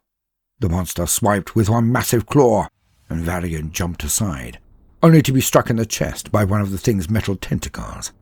He felt his black carapace crack under the force of the blow, which drove him to the very mouth of the alley. Varian raised his encarmine sword, ready to fend off the next blow, when a booming voice came from directly behind him. "Duck, brother!" Recognizing the heavy clunk of Brother Zoriel's frag cannon priming, the Sanctuary Guard threw himself flat. A thunderous cloud of shrapnel roared over his head, close enough to send the proximity warnings in his armor clamoring. It slammed into the demon engine's head, sending the thing reeling backwards. Another blast followed the first, pounding through the mangled wreckage of the demon engine's face and blowing its torso apart in a hail of spinning metal fragments. Varian rose, driving rain and burning iron rattling from his armor. He turned and nodded his thanks to the dreadnought looming behind him. "Another path is blocked," rumbled the massive walker. "It is," replied Varian. "Then we will find another way," boomed Zoriel, wheeling and stomping away. "We shall," muttered Varian. "But where?" The Sanctuary Guard shot a quick glance up and down the street. It was hemmed in on both sides by scabrous manufactorums, from within which thundered the din of continued industry. That sound was almost drowned out by the crash and rumble of the battle raging all around. Despite their best efforts, the Blood Angels had become ever more spread thin, and their momentum had slowed to a crawl. Wobsmith Alterdrak had begun sending demon engines against them some minutes earlier, and the iron-bound monsters were taking their toll. Cultists still flooded in from all sides, their numbers augmented by hardened knots of Black Legionaries whose gunfire had claimed the lives of several Archangels already. The nearest warding tower of the Hex Infernium loomed above the streets just north of their position, so close that its crackling energies made Varian's skin crawl and his soul itch. With the foe pouring down upon them as fast as the irradiated rain, and every route blocked by fresh obstacles, it might as well have been on another planet. The Blood Angels fought on with everything they had. They would never give in, no matter the odds. It was not in their nature. "Brothers!" came Captain Carlane's shout over the vox. "Form on my position! Crack grenades at the ready! We'll bring down the wall on the north side of the street and push forwards through that manufactorum. They will not stop us!" It was then that the street began to shake. Rubble and dust sluiced from the manufactorum facades, spilling into the street. The rain hissed red and bloody from armor and ferrocrete, and the roadway began to crack and splinter, vomiting molten brass and leering human skulls. "No!" breathed Varian, a moment before a towering monster of blood and brass crashed through the ruins and plunged into the roadway. As tall as the buildings that surrounded it, rumbling forwards on a track unit as wide as two large Land Raiders smashed together, the Lord of Skulls was a behemoth of war. Heat rolled from the thing in waves, irradiated steam wreathed it. As the monster rumbled into battle, the cultists all around gave a mighty scream of terrified adulation. The many-barreled cannon on the demon engine's arm spun with a deafening whine, and an entire squad of Vanguard veterans simply disappeared in an unstoppable hail of massive shells. Varian cried in outrage at the sight. He triggered his jump pack and hurtled up the street towards the abomination. His brothers flew with him, closing in from all sides to battle the demon engine. The machine turned with shocking speed, its vast chain cleaver lashing out. 4 golden-armored warriors were struck from the air, smashing into a manufactorum wall by the weapon's churned teeth and mangled to bloody ruins. Varian soared over the swing, landing on the monster's shoulder guard and lunging forwards. The point of his sword rammed into the side of the demon engine's helm. Varian's cry of triumph was choked off as his masterwork blade shattered like glass against the thing's armor. With an echoing roar, the Lord of Skulls shook Varian free. The Sanctuary Guard tumbled down to the road below. Varian landed in a crouch, seeing the fire of his brothers hammering against the demon engine's armor to no avail. as it turned its cannon to let fly once again, Varian knew a moment of despair. Then the sanguinary guard saw a golden light plunging down through the churning clouds like a falling star, and hope soared within him. Victory or death? Captain Carlane, too, felt hope rise up in him, as a Sanguinor struck from on high like the sword of Sanguinius himself. The golden angel slammed down onto the Lord of Skull's broad shoulders and rammed his sword to the top of its helm. Where Brother Varian's blade had broken against the thing's hell-forged hide, the sword of the Sanguinor could not be stopped. It stabbed down through the war engine's head all the way to the crossguard, before ripping free again in a geyser of molten brass. The demon engine lurched, trying to spot its attacker with its massive cleaver, and Carlane felt a moment of horror at the thought of that monstrous weapon striking the golden angel. Yet the Sanguinor had already leapt away, coming down atop one of the tanks of boiling blood on his enemy's back. A swift flick of the angel's sword, and the tank's armor-glass flank shattered, followed by another, then another. Scalding gore spilled in a tide across the roadway. The Lord of Skulls lashed out again, more sluggish now as it did so. Captain Carlane saw his moment. Turning his back upon the cultists who packed the street, he pounded down the roadway and swung his weapon with all his might. Carlane's thunderhammer crashed against the demon engine's nearest track, severing it in a blast of concussive force and stranding the monster amid a spray of buckling track links. The Lord of Skulls gave a bellow of pure fury, but it was cut short as the Sanguinor swooped down to finish off his crippled foe. His blade swang, metal sheared explosively. The demon engine's severed head crashed down into the roadway. The Lord of Skulls juddered and spasmed as molten metal and gore bubbled up from its neck like lava from a volcano, and then it ground to a halt. "For Sanguinius!" shouted Carlane, his battle brothers joining him in a mighty cheer. It drowned out the moans of the cultists, who stared in dismay at their butchered idol cooling to dull metal in the pouring rain. With redoubled ferocity, the surviving blood angels cut a path through the enemy ranks. Dozens of cultists were mowed down or ripped apart in a matter of moments. Traitor blood mingled with the falling rain, spreading in crimson slicks and spilling away into rubble-choked gutters and drains. Every second saw the heretic death toll rise, the cultists' panic hampering their aim and shattering their cohesion. If such a mighty engine of death as the Lord of Skulls could not bring the invaders low, ran their thoughts, then what could? When the golden angel swooped down from the dead engine's shoulders to join the fight, the enemy masses lost their last shred of nerve. They fled screaming into the surrounding streets, abandoning their sorely outnumbered Black Legion masters to a swift death. Their cries of terror even drowned out the furious voice of warpsmith Althedrak, still booming impotently from gargoyle-mouthed speakers that lined the corpse-heaped street. Even as his brothers were scything down the last of the surrounding foe, Carlane dropped to one knee before the Sanguinor. Rainwater sluiced down his face as he raised it to look upon the golden countenance of his chapter's guardian angel. Wordlessly, the Sanguinor bade Carlane stand, then turned his gaze towards the crackling biomechanical monstrosity of the nearby warding tower. Arcs of black lightning leapt and twined between the tower and its distant counterparts, then on around the cyclopean circumference of the Hex Infernium, forming a cage that held the whirling warp rift in check. "Yes," said Carlane resolutely. "Time is short. The enemy have been driven off, nothing more. We must get this done before they return." The Sanguinor nodded once, then took wing in a rush of air, leaving Carlane to order his surviving warriors. So many dead, thought Carlane sourly, as he watched the sanguinary priest moving between the bodies with his narthekium clicking and whirring. The traitors would pay for those deaths. He would make them mean something. "Brothers," he voxed, "to me! Watch the flanks and follow the Sanguinor! We have bought ourselves a moment's respite. Let us make the most of it!"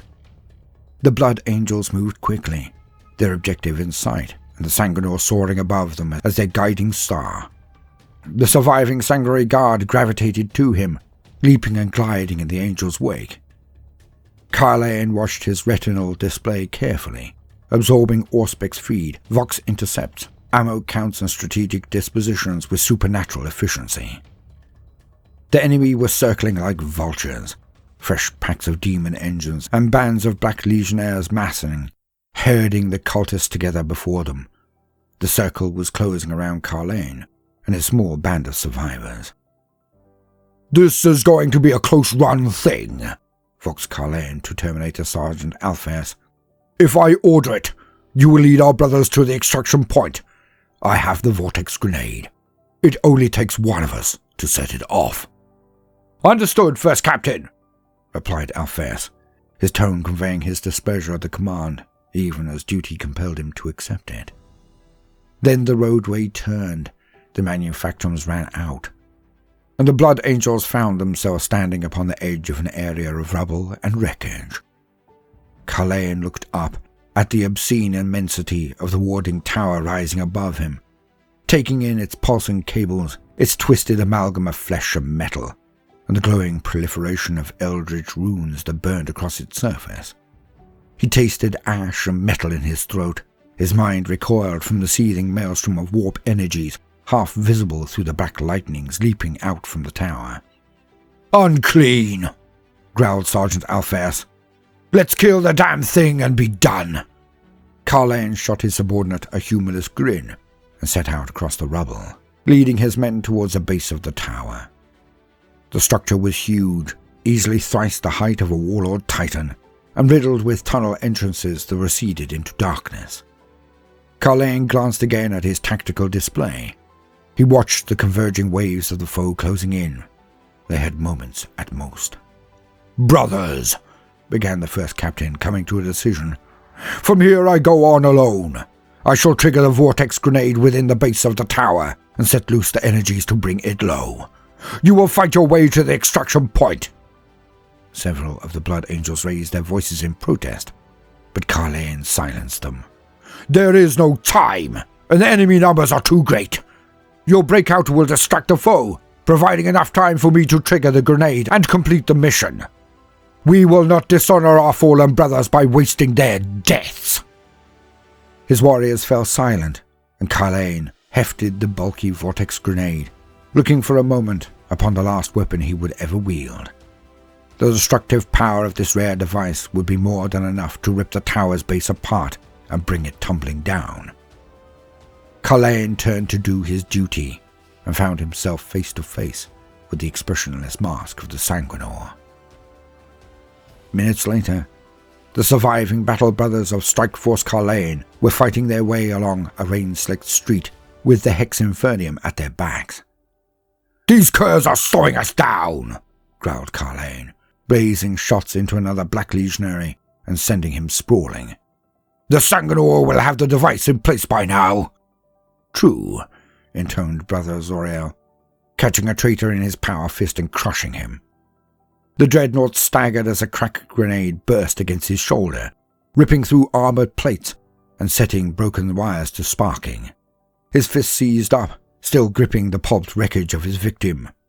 "Which means we must make haste." Carlane grunted in agreement and swung his thunder hammer, smashing aside a knot of cultists. He led the way between the mangled wrecks of a pair of demon engines, his warriors following. Stomping in Carlane's wake, the dreadnought shouldered the wrecks aside, blasting frag rounds down the street towards the next approaching band of enemies. More Blood Angels poured through in his wake, firing back at the enemy hordes that dogged their steps. "Heretic scum!" boomed Zoriel. "Do you not know you stand in the path of the righteous?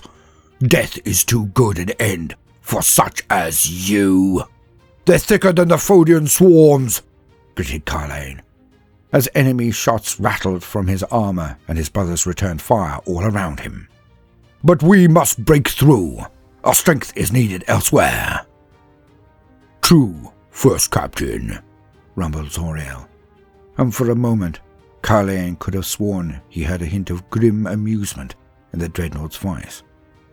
but according to my Auspex readings, the Golden Angel has just detonated your vortex grenade. We'll see them scatter now, will we not?" The next moment, there came a vast sky-shaking roar. Looking back the way they had come, Carlane saw the top of the warding tower shudder. The Sanguinor must have succeeded.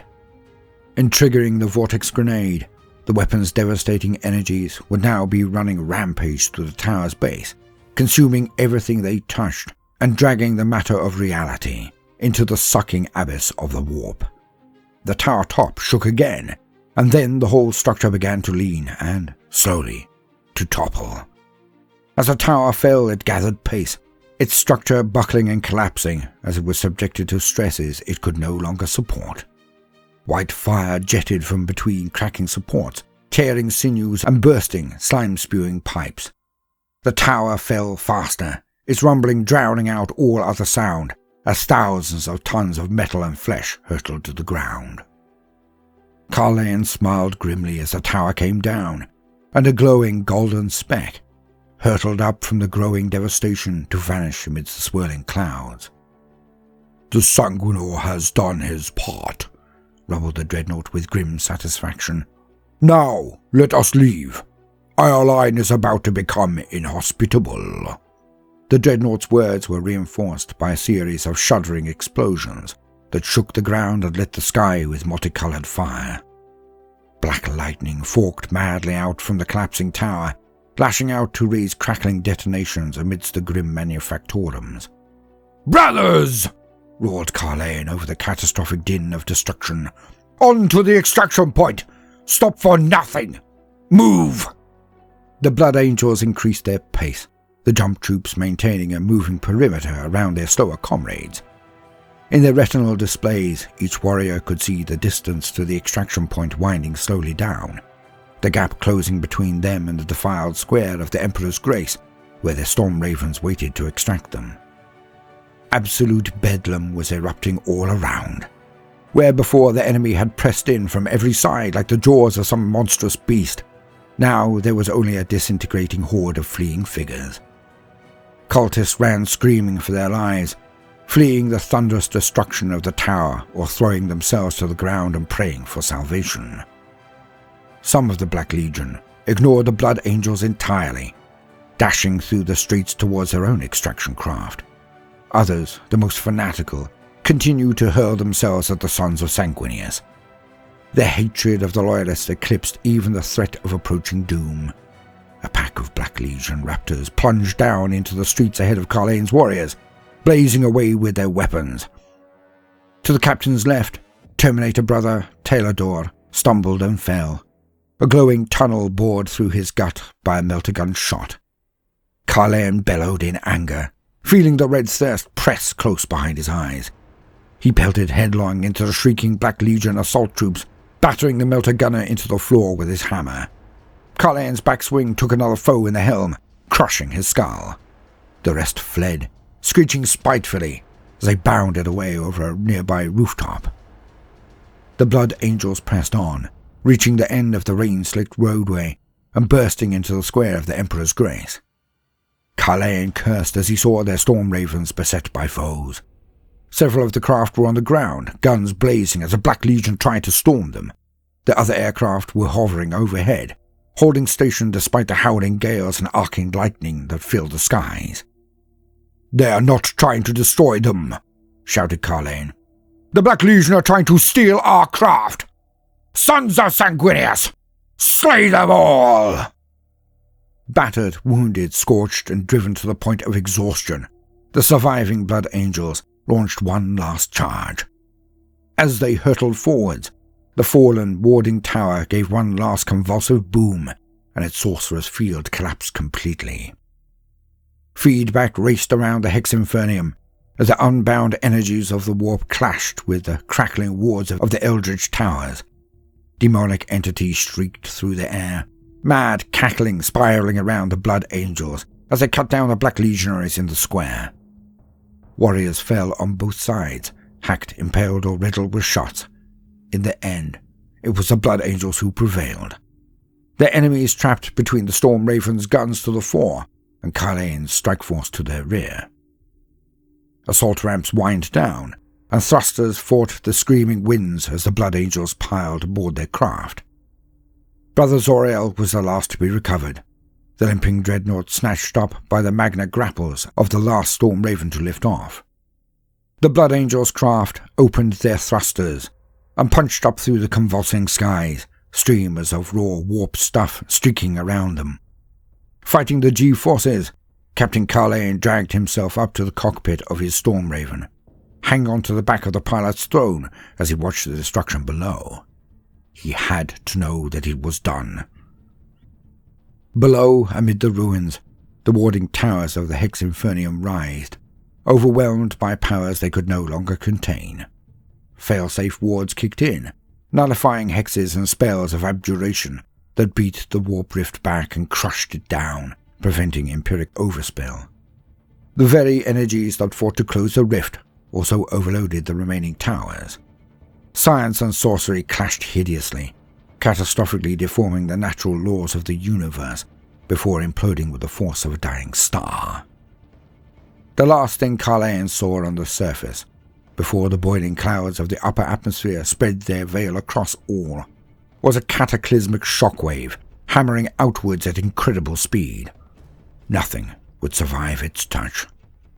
"Brothers," voxed the first captain wearily, "in Sanguinius's name, victory is ours." Strike Force Carlane. For the attack on Ireline, first Captain Carlane assembled a force of Blood Angels elites. This was a daring tactical strike in which skill, speed, and resilience would far outweigh the benefit of numbers. Only the finest of the Angels' sons stood at Carlane's side, a gathering of heroes whose valor and martial might would have made Sanguinius himself proud. The first Captain Carlane is amongst the greatest strategists of his chapter. The captain sees grand patterns and logistical minutiae with equal clarity, assembling strata of information with incredible speed, engaging his enemy's moves with near prescient accuracy. This talent alone would make Captain Carlane an extremely effective military commander. But when coupled with the audacity and selfless courage of his Blood Angel's heritage, and Carlane's own tightly controlled anger at those who would threaten the Imperium of Man, these qualities combined to forge a hero of exceptional worth. Carlane's warriors follow him with absolute, unquestioning loyalty, suring their hearts that they fight at the side of a true son of Sanguinius. It was this bond that led every single warrior under Carlane's command and all of the Sangre Guard present on Amathal to volunteer for the seemingly suicidal raid upon the demon engine factories of Ireline. Prudent and wise, Carlane chose only the force he believed he would need from amongst these courageous battle brothers, leaving the rest to shore up the defenses of Amathal in case his mission failed. Strike Force Carlane had aid from the Adeptus Mechanicus for their surprise attack, ancient relics of lost technology bequeathed by Magos Dominus Evansnophon himself. The frigate aboard which Carlane's force rode to battle was augmented by a complex stealth system, an ominous-looking tangle of incomprehensible archaeotech that hid the ship's drive emissions, heat signatures, and auspex returns, and even veiled its presence in the warp. Alongside this incredible gift, the Magus Dominus also had his servants make adjustments to the teleportarium of the Angelus Redemptor. Originally, Carlane had believed he would have to teleport his Terminator squads into battle as the first element of his attack, who would then have to hold out long enough for the rest of his forces to reach them aboard Storm Ravens. Thanks to Evansnophon's esoteric gifts, every single Blood Angel in Strike Force Carlane, even the towering dreadnought, Brother Zoriel, who accompanied them, was able to deploy in a single devastating teleport assault from on high. With his typical strategic skill, Captain Carlane had assembled the perfect force to fully capitalize upon such advantages. Leading from the front, Carlane and his Terminator-armored command squad headed up an Archangel's Demi company. The lightning claws and thunder hammers of that formation's terminators were ideal for tearing apart the enemy in the close confines of this twisted city fight. Supporting these resilient close-quarters warriors strode the armoured form of Brother Zoriel, a dreadnought with an arsenal of weaponry intended specifically for short-range firefights against massed foes. Around this unyielding core of his chapter's finest warriors, Carlain layered squads of Stern Guard and Vanguard veterans, hard-bitten warriors of the Archangels equipped to dispense swift death, either in the crush of melee or in brutal close-range gunfights.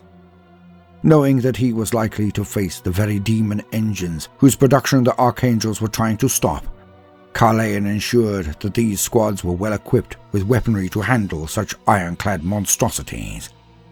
Melter guns and plasma weaponry were much in evidence, while all who could carry melter bombs and crack charges did so. The final ace up Carlain's sleeve was the golden host that accompanied him, a near unprecedented gathering of sanguinary guard.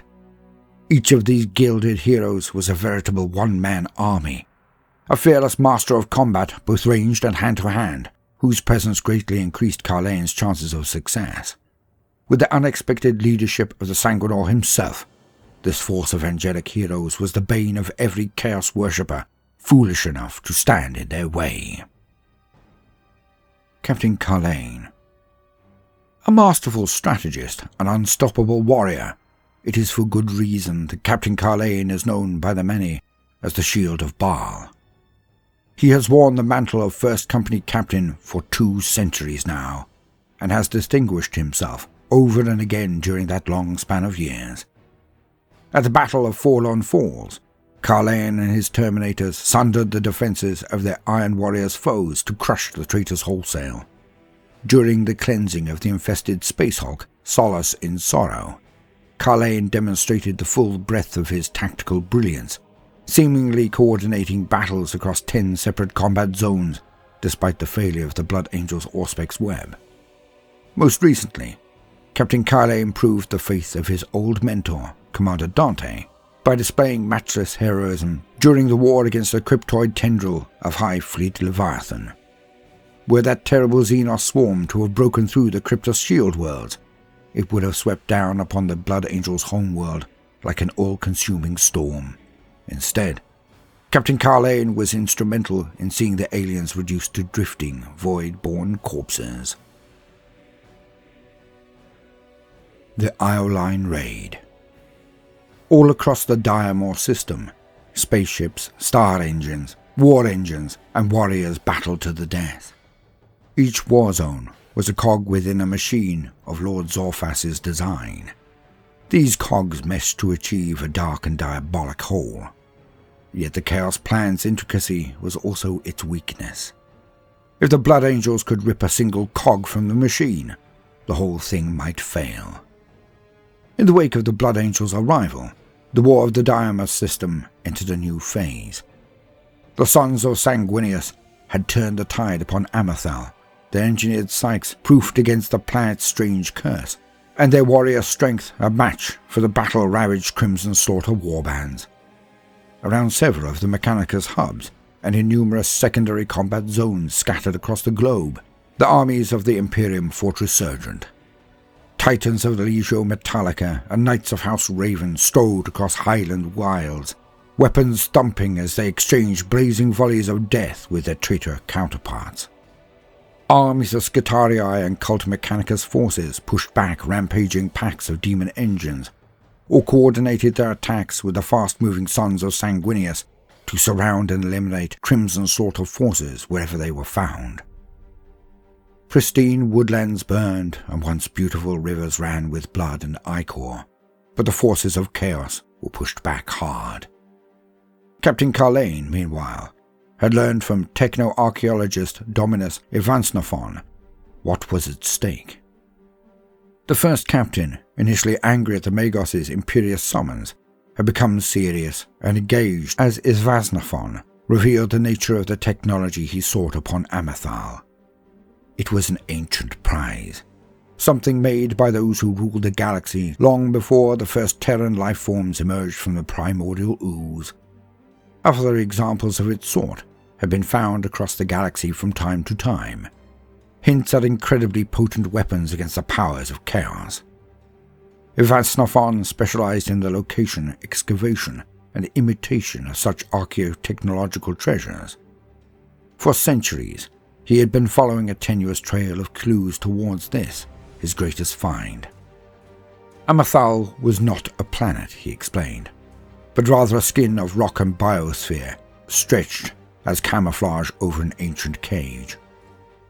Vast beyond belief, wreathed in arcane wards and dark technologies, it was a prison eternal for demonic entities. It was the Magus Dominus's belief that the Amathal cage contained hellish beings beyond count, trapped for millennia behind warded bars. Why the ancients had sought to isolate these creatures from the warp was a mystery, lost to the mists of time, but the Magos was certain they had succeeded.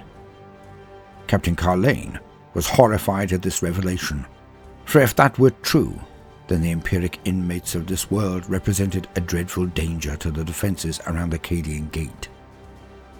At the same time, he was not slow to grasp Ivasnophon's purpose on this world. Building upon his countless decades of study and experimentation, the Magus Dominus was at last nearly able to replicate the technologies of the demon cage. He was weeks, months at most, from creating and then mass-producing devices that could cage demons on a vast scale. Though not a permanent solution to the demonic threat, such devices might end demonic incursions as soon as they began, and thus turn the tide in the war for the Cadian Gate. The Metallican excavations around Amathal had revealed that there was a terrible danger here as well as great reward. The demon cage had a weak point, discovered beneath the excavation site at Hub Beta Secundus. Whether an intentional exit or the product of millennia of wear and tear, there was a zone in Amathal's northern hemisphere where demonic energies, whispering voices, and strange phenomena leaked through. Until this point, it had proven a localized hazard for the Metallicans, but little more. A number of their excavation servitors and Skitarii guards had mutated or engaged in murderous rampages, but these were acceptable losses considering the prize at hand. Now, however, it appeared that Lord Zorphas had learned of the weak spot as well. Magus Ivasnophon theorized that the heretics had deployed their Crimson Slaughter shock troops primarily for this very purpose. The demon-haunted nature of the renegades was well documented, and it seemed that Zorphas had cynically exploited that open connection to the powers of the warp. If the planet-wide combat drops by the Crimson Slaughter had been punishing, the focused hammer blow that had fallen upon Hub Beta Secundus was little short of apocalyptic. From the skies rained wave after wave of Dreadclaw and Charybdis drop pods, interspersed with heavy drop craft, all painted in the blood red of corn. Landing in a great mass in and around Beta Secundus, cultists, berserkers, and war engines of the blood god spilled from their transports with Khan the Betrayer at their head. Elements from Forge World Metallica and House Raven moved to neutralize the drop sites, while the leaders of the Death Company strove to gather their scattered and psychotic battle brothers. Initially, Khornate casualties were high. The heretics spilled from their craft with no thought for strategy or cohesion, and were mowed down in their hundreds. But what the Chaos Forces lacked in tactical acumen, they more than made up for in murderous fury and sheer weight of numbers. Worse, they had Khan. Within the first hour of battle, the Betrayer and his red armoured tide of killers had overrun the Adeptus Mechanicus forces arrayed around Hub Beta Secundus. Next, they surged in a great mass towards the heart of the hub. The Khornate horde poured through the ragged gaps in the area's defences and spilled down Ferrocrete streets between the blazing ruins of prefab manufactorums and shrines to the Omnissiah.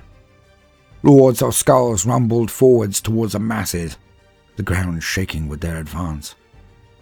The surviving brothers of the Death Company met their enemies head-on. The expert leadership of Astorath and Death Company chaplain Daenor had restored some order to the Lost Brothers' ranks. Spearheaded by the furious chaplain Lemmates, The Death Company then countercharged their enemies, dictating the shape of the battle rather than waiting to be overwhelmed.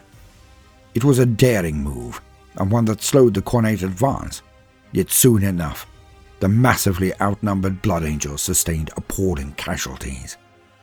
Over 90% of the Death Company was slain by the time multiple engines of the Legio Metallica were able to reach the engagement area. The thunderous advance of the Titans drove the Khornate forces back and fractured their cohesion, providing time for Astrath and Lamartes to extract the last remnants of their forces. Chaplain Daenor was born from the battlefield by Astrath himself, hacked and mangled by Khan the Betrayer.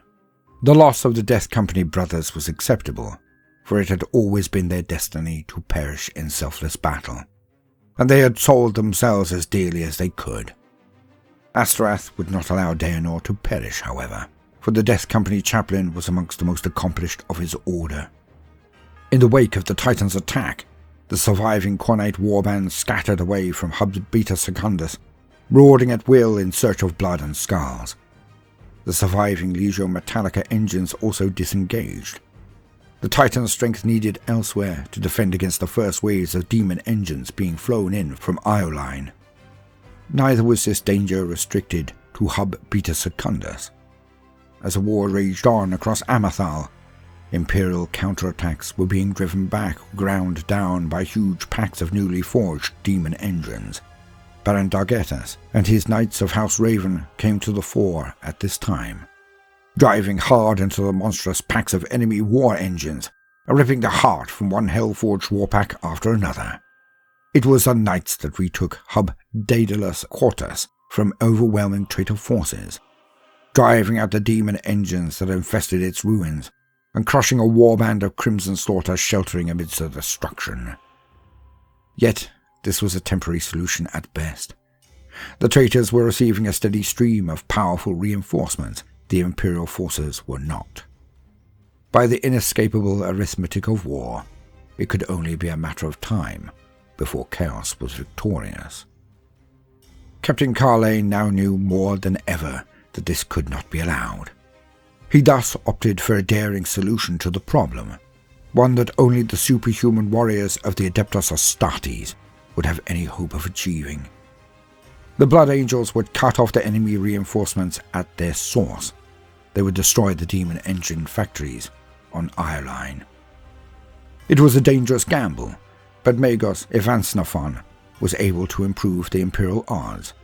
With much ceremony and binaric chanting, he and his senior acolytes vanished into the depths of their Temple Primaris at Hub Enigma Quintus and emerged some hours later with ancient and mysterious devices. Evansnaphon assured his allies that the machine spirits of these devices would conceal whatever spaceship they were installed aboard, allowing a Blood Angel's craft to reach Ioline's low orbit undetected, and launch a massed teleport assault against the planet before the foe even knew it was there. Only days after the savage battle between the Death Company and Khan's Khornate hordes, the Blood Angel's frigate Angelus Redemptor ghosted into orbit over Ioline's northern continent. The industrial world had been reduced to an unrecognizable horror by the attentions of the Black Legion and their warpsmiths.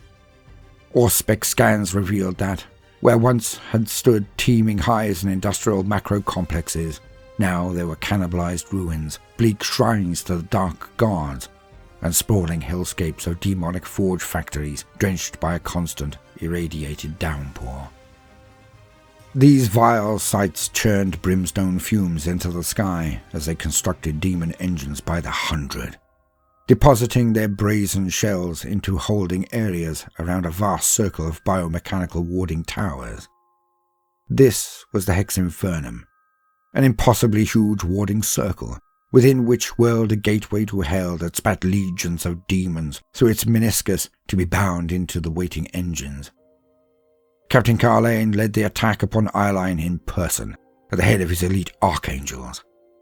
By the grace of the Mechanicus, squads of Terminators, Sternguard and Vanguard veterans all teleported down into the industrial hell of Ioline, alongside more than a dozen of the golden armoured Sanguinary Guard. Unable to risk deployment within the swirling energies thrown off by the Hex, The Blood Angels flashed into being some way to the south, amidst the thundering industry of a demon engine factory. Their element of surprise was total. The cultists who worked the monstrous production lines died in droves beneath the Blood Angels' guns. Within moments of their deployment, Strike Force Carlane was pushing north. The Blood Angels did not waste time with localized sabotage. Destroying individual Factorum units would be like trying to bring down a cliff face with a chisel. Instead, Carlane's plan was to fell the nearest of the warding towers with a vortex grenade, and in doing so, destabilize the Hex Infernum. Such a catastrophic containment breach would cause an implosive collapse that would seal the rift and devastate Ireline. Though their teleport attack allowed the Blood Angels to swiftly advance upon their objective, resistance quickly increased. The Blood Angels had landed within the domain of Warpsmith Altherdrak, a former Iron Warrior who had sworn himself to Abaddon's cause in return for great power. Altherdrak was not a subtle creature. Upon discovering that enemies had infiltrated his infernal Factorum and were clearly making for the Hex Infernum, the Warpsmith flew into a rage and threw everything he had at the Blood Angels. And so it was. The Carlane's forces found themselves mired amidst a warren of thundering industrial devices, roaring furnaces, looming ruins, and narrow streets. Traitors poured in from all sides, driven by the exhortations of their Warpsmith master, while demon engines flattened everything in their path to reach the interlopers. Carlane and his warriors laid down a withering hail of fire, melter blast, ripping the enemy engines apart while Sterngarn veterans mowed down rank after rank of the enemy. Still, the Blood Angels could not stay where they were, for they would surely be buried in foes. Each attempt they made to press forward was stymied, Altherdrak jamming alleyways with the corpses of his underlings, and bringing buildings down in avalanches to hold the Blood Angels at bay. When a bellowing Lord of Skulls loomed over the depleted strike force, it appeared as though the Blood Angels' attack was doomed to costly failure. Yet at that moment there came a manifestation of mysterious power that has long aided Sanguinius' sons in their darkest hour. Blazing with golden light, the Sanguinor dropped from the storm-lashed heavens and drove his blade through the demon engine's skull. Led now by their chapter's avenging angel, the surviving Blood Angels rallied and carved a path to the base of the warding tower. Barely half of Strike Force Carlane still lived by the time they reached the tower's base, with massed traitor forces closing in on three sides and the Maelstrom screaming on the other. The Blood Angels prepared to sell their lives dearly in order to achieve their objective. But before Carlane could make the final, ultimate sacrifice, again the Sanguinor came to the fore. As the first captain and his remaining brothers watched in reverence, the Golden Warrior took the vortex grenade and soared high, plunging headlong into the tangled workings of the warding tower. The entire edifice seemed to squirm and pulse as though it fought the Sanguinor's invading presence, and then with a thunderous roar, the tower began to collapse. Carlane wasted no time in ordering a fighting retreat, with a swirling, empiric hurricane blowing at their backs and the enemy ranks collapsing into panic confusion. The Blood Angels cut a path through the encircling foe and dashed for their extraction point. They barely made it. With one warding tower fallen, the Hex Infernum raged out of control. The raw energies of change and madness swept through Ireline's tortured streets like a tidal wave, obliterating everything in their path. By the time the Blood Angels' extraction craft were burning for orbit and rendezvous with the Angelus Redemptor, the Hex had detonated altogether. In the hours that followed, a roiling blast wave swept across the planet's surface, obliterating all trace of chaotic industry on the planet and leaving nothing but blackened, glowing ash in its wake. It took 7 days before the fury of the global firestorms burned down to fume and smoke, by which time the planet was little more than a ravaged shell. The destruction was unimaginable, but the Blood Angels had their victory and had dealt Zorphus' forces a dire blow. And the Sanguinor? Carlane himself had seen him escape the explosion of the warding tower, a streak of gold soaring away into the heavens. When the hour was once again dark enough, He would return. Chapter 3. The Screaming Pit. For the Imperium. Stirred to action by the destruction of Ireline, the Black Legion had struck at Amethar. They concentrated their full force upon Hub Beta Secundus and the dark prize that lurked there. The Imperial forces had gathered to form a great noose, marshalling their strength before they struck the last blow to eradicate the Chaos threat once and for all. The plan belonged to Captain Aphael, whose forces formed the southernmost element of the offensive. Standing upon his command rhino, Captain Aphael took a deep breath. He smelled machine oil and old sweat, rising from the hundreds of Skitarii who stood in serried ranks before him. He heard the hum of power-armored backpacks from the Blood Angel warriors gathered around him. Aphael began to speak, his voice amplified by his helm to a godlike boom. He knew the Vox would be carrying his words out around the perimeter of Hub Beta Secundus to every battle group of Imperial warriors assembled there. Blood Angels, Knights, Cult Mechanicus, Titan crews, all would hear his rallying cry. Sons of the Angel, servants of the Omnissiah, warriors of the Imperium. Already you have fought long and hard for Amethal. Already you have faced dangers and hardships that would have broken lesser men.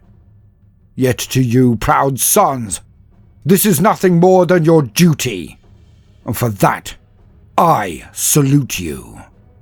Aphael slammed one fist against his breastplate in a warrior's salute. The Blood Angels around his command tank mirrored the gesture. But our war for this world, this system, is not over. To the north, the sternest test lies ahead. To the north, the traitors are landing their forces within the ruins of Hub Beta Secundus. These faithless cowards have renounced every oath we hold sacred and given in to weakness and fear. They make a mockery of our faith, our courage, our very species. And yet, in their arrogance, these spineless traitors think that they can sweep aside the noble warriors of the Imperium and take what they want from this world.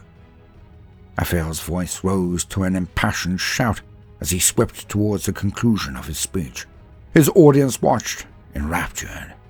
Brothers of the Imperium, we may hail from different worlds, but within us all is the same strength. It is the strength to face temptation and evil, and to deny them.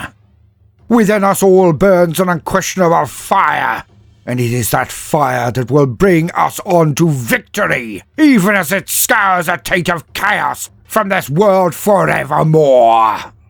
All around Aphael, his blood brothers raised a rousing cheer, brandishing their weapons in salute to Aphael's words. Even amongst the ranks of the Skitarii, backs straightened, heart valves pumped faster, and binaric victory chants buzzed out from vocalizers. In response, Captain Aphael swept up his ornate blade, pointing north to where the sky was crisscrossed with the contrails of Chaos Dropcraft. For the Emperor, the Angel, and the Omnissiah, he roared. Forward, brothers, to victory! Even as he spoke, a wave of Stormraven gunships screamed low over Aphael's head, the red of the Blood Angels and the black of the Death Company stark against the hazy morning sky. His speech delivered, the captain of the Blood Angels' second company dropped through the roof hatch of his rhino. Engines were gunning and snorting all around as the tanks of his strike force began their advance. Space Marine bikes slewed around, raising fans of dust and dirt as their riders swung their mounts towards the ruins of Beta Secundus. Skitarii maniples marched in perfect lockstep towards the distant foe, their iron striders loping out ahead of them like weird flightless birds. Motivated by Aphael's words and their detestation for the traitorous foe, the armies of the Imperium advanced on all fronts, a closing noose intended to strangle Lord Zorphus's tainted followers once and for all. An effective oratory, crackled Magos Ivasnofon's voice across Aphael's vox. "I project it will have raised the combat effectiveness of our combat forces by a variable value of between 0.7 and 4.3%. "I'm glad you approved," responded Aphael wryly, as his rhino accelerated across the churning grasslands. "And that you support my plan of attack. It is the optimal response to the enemy dispositions and objectives, given the difficult variables present in the strategic equation upon this world," responded the Magos in his monotonous voice. "Taking into account the almost complete devastation of Hub Beta Secundus and the scattered nature of our own forces at the time of Black Legion fleet mobilization, attempting to secure and hold the hub would have been an inefficient response. Even with the sacrifices our fleet has made to delay the traitors outside of the orbital envelope, my projections confirm that we would not have been able to invest Hub Beta Secundus with sufficient materiel to hold it against a concerted traitor drop." "Instead," came a new voice, cutting into their command channel, "you've gathered our strength and forced the traitors onto the defensive. Make them hold that pile of rubble and ruin if they want it so much, and see how they like spreading their forces thin on every front. Good work, brother." Aphael's stern expression broke for a moment into a handsome grin. "Ha! Captain Carlane! Inspirational work in Ireland, brother. Where are you now?" "On high," came Carlane's response. "Moving back into orbit aboard Angelus Redemptor with what's left of the raiding party. The fleet is moving in now to draw off the Black Legion's ships. We'll punch through the blockade once it's sufficiently strung out and meet you on the ground. But brother, be advised. There's a lot of iron up here, and it's pointing in your direction. Expect heavy bombardment before you reach the hub." As though summoned by Carlane's words, the first lance beam stretched down from the clouds just seconds later, blasting a vitrified crater 100 yards across and annihilating a squadron of Baal predators. Aphael watched his auspex, the grin gone from his face, as the ordnance began to fall and the world turned to thunder and fire. There would be terrible casualties, he thought, but they must press home their attack. This was a last battle for Amathal, and it was one they could not lose. As one, the armies of the Imperium advanced across the burned-out kill zone that the Mechanicus had cleared so many weeks before. They charged into the blizzard of fire hurled from on high by the warships of the Black Legion. Barrage bombs sailed down to explode with enormous force, sending knights sprawling and turning squads of Skitarii to ash. Lance beams hammered Titan void shields or atomized squads of assault marines. Yet though the bombardment was heavy and the destruction horrific, the Imperial forces did not slacken their pace. Techno-archaeologist Dominus Evasnophon advanced unflinchingly through the barrage. Subroutines within his cerebral processors tracked the fire pattern of the enemy craft. He did what he could to direct the electro-priests, servitors, and robots that surrounded him out of the path of the enemy's fire, but Evasnophon knew that casualties were inevitable. Many of the cybernetic warriors that followed him to war this day were priceless relics, wondrous examples of the Omnissiah's beneficence. Yet they were all expendable in this war. It was the will of the Machine Guard that the foe be stopped before they could unlock the secrets of the Demon Cage, and if that cost the life of every faithful warrior on Amathal, still the equation would balance. Besides, thought Evasnophon, the Omnissiah would not let him find lasting death, while the secrets of replicating Demon Cage technology remained hidden from him. "This is not part of his design," vocalized the Magos, as barrage bombs slammed down to the south of his position. Though well over 2,000 yards distant, the pressure wave from the explosion swept across Evasnophon and his followers, raising a vast cloud of dust that engulfed them completely. Those electro-priests closest to the detonation stumbled and a number fell, the organics pulped by the overpressure. The rest regained their footing and marched on, faces turned towards the ruined hub that loomed ahead. Visibility was terrible. The bombardment was raising apocalyptic clouds of dust and smoke that whirled across the battlefield, while the electromagnetic pulses of the lance strikes fouled auspex and augurs. "Congregation is to repeat the canticle of the strengthened spirit," ordered Ivasnophon, "and focus prayers upon the abjuration of hostile energy phantasms. Never blind is he who sees, with the data frame clarity of the Omnisire." The distance was closing rapidly. Ivasnophon calculated his forces would be leaving the bombardment zone and entering the fire fields of the Black Legion within the next 25 seconds. He performed a cognitive scan and learned that he now led a force of precisely 817 combat-capable warriors. Casualties from the bombardment had been significant, standing at 56% of his force. "This is techno-archaeologist Dominus Ivasnophon," announced the Magos across the Blood Angels command channel. "Advisory. My force has suffered significant casualties. Enemy bombardment heavier than calculated. Projections for success at breaching hub defenses now at 42%. The Vox channel crackled with static. Even the hardened comms of the Adeptus Astartes struggling to cope with the disruption of the bombardment. Ivasnophon could see from the noospheric net that his allies were pressing forwards with their own attacks, and it seemed unlikely that any were aware of his predicament. He received no response to his hails. With sudden fury, the Black Legion guns opened up. Heavy weapons thumped and howled, hurling fire from concealed positions amongst the rubble. Bolters hammered scything shells through the Cult Mechanicus ranks, and the Magos triangulated multiple battle cannons firing as demon engines rained explosive death upon their foes. Calmly, Ivasnophon sent noospheric commands flitting through his forces, compelling them to attack. Cataphon destroyers hurled searing orbs of plasma into enemy defenses, vaporizing power-armored foes. Phosphor blasters sprayed the fringes of the hub, Castellan robots lighting the battlefield with the harsh glare of their weapons, crackling with power. The bands of Fulgurite and Corpuscarii electro-priests charged headlong, weathering the Black Legion's firepower in their determination to bring the foe to battle. It took Ivasnophon less than 5 minutes of all-out battle to assess his forces had been rendered insufficient to carry the enemy's defenses. He and his followers were expendable, but there was no sense wasting their lives inefficiently. Better to pull back, try to lure the enemy from their defenses, then probe for weak spots and strike there instead. With that thought, the Magos sent out the commands to pull his surviving followers, now some 400 strong, back from the battle. It was then that Ivasnophon's static-fouled augurs detected movement in the rear, closing rapidly. The Magos' cerebral cogitators whirred, projecting possible threat scenarios and responses. Was this reinforcement?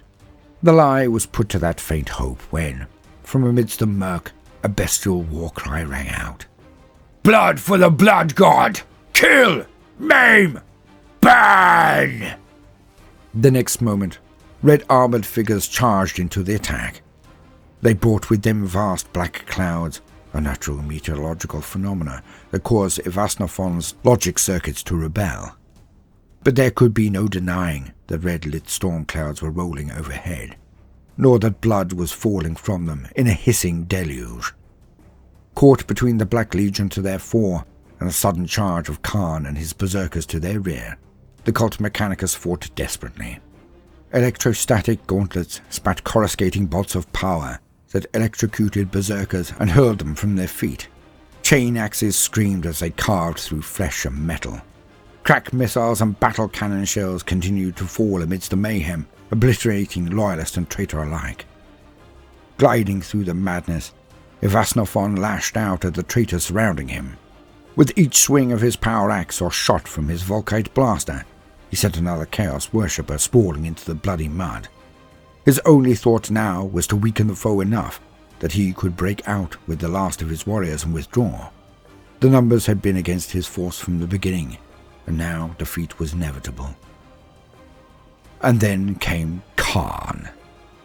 The betrayer's axe swept out of nowhere, faster even than Ivasnophon's optics could follow.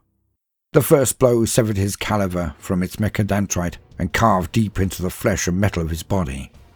As Khan raised his weapon for a second strike, the Magos diverted all power to his savior protocols, watching data spooling out in his mind's eye, flowing away through the noosphere. "You cannot kill me," he began, his voice still flat and calm despite his horrific wounds. "The Omnissiah has not the might of Khorne!" roared Khan, bringing his screaming axe around again and hacking Evasnofon's head from his shoulders. The master of the metallic and exploratory force felt one last roaring burst of neural feedback, and then he knew no more. Captain Aphael's rhino rang like a struck bell. The speeding vehicle lurched with the impact, then skidded to a halt. Smoke drifted from somewhere in the vehicle's workings, and the hull rattled as more enemy fire struck it. Aphael didn't hesitate.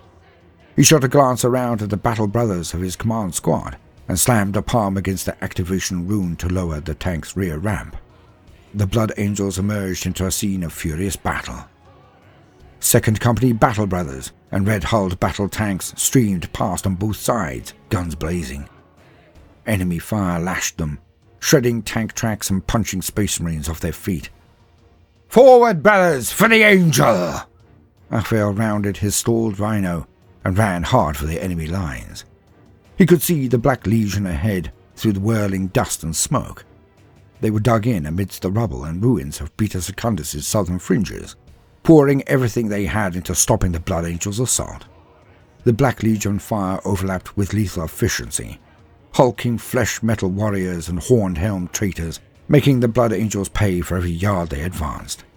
A battle brother ahead of Aphael was smashed into the floor, his arm blown off by a shot fired from the sagging ruin of a factorum.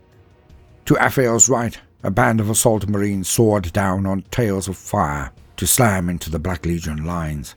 To his left, Librarian Asmasael led his librarious brethren into battle, lashing the enemy with psychic lightnings and thunderous shockwaves of force. Then the captain was in amongst his foes, plasma pistol blasting and power sword swinging. He stabbed his blade through the throat of a nearby traitor, spinning away from a point-blank bolter blast, before scything down the weapon's wielder. Storm ravens screamed overhead, assault cannons howling. Aphael's command squad locked blades with the enemy all around him, power-armored figures wrestling, hacking and blasting amidst the ruins. "Keep up the pressure, brothers!"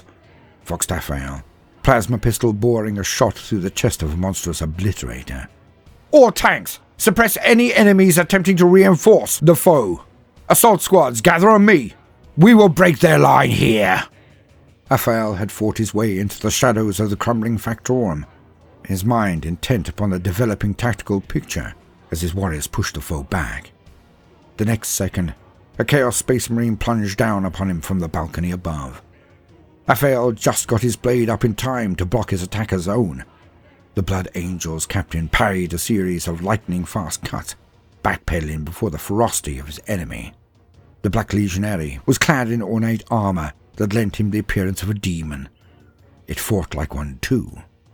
Aphael weaved around the next swing and attempted to run his enemy through, but before he could, a terrible blast of sonic energy exploded from the traitor's vox grill. It was like being struck by a speeding tank. Aphael was smashed onto his back, senses screaming with overload. Through a haze of pain, he registered his company champion, Amadael, blocking the enemy's killing stroke and driving the traitor back into the press of battle. Gradually, as though in slow motion, Aphael's superhuman biology overcame the cracked bones and ruptured blood vessels he had suffered, dumping pain blockers into his bloodstream and helping the captain propel himself back to his feet.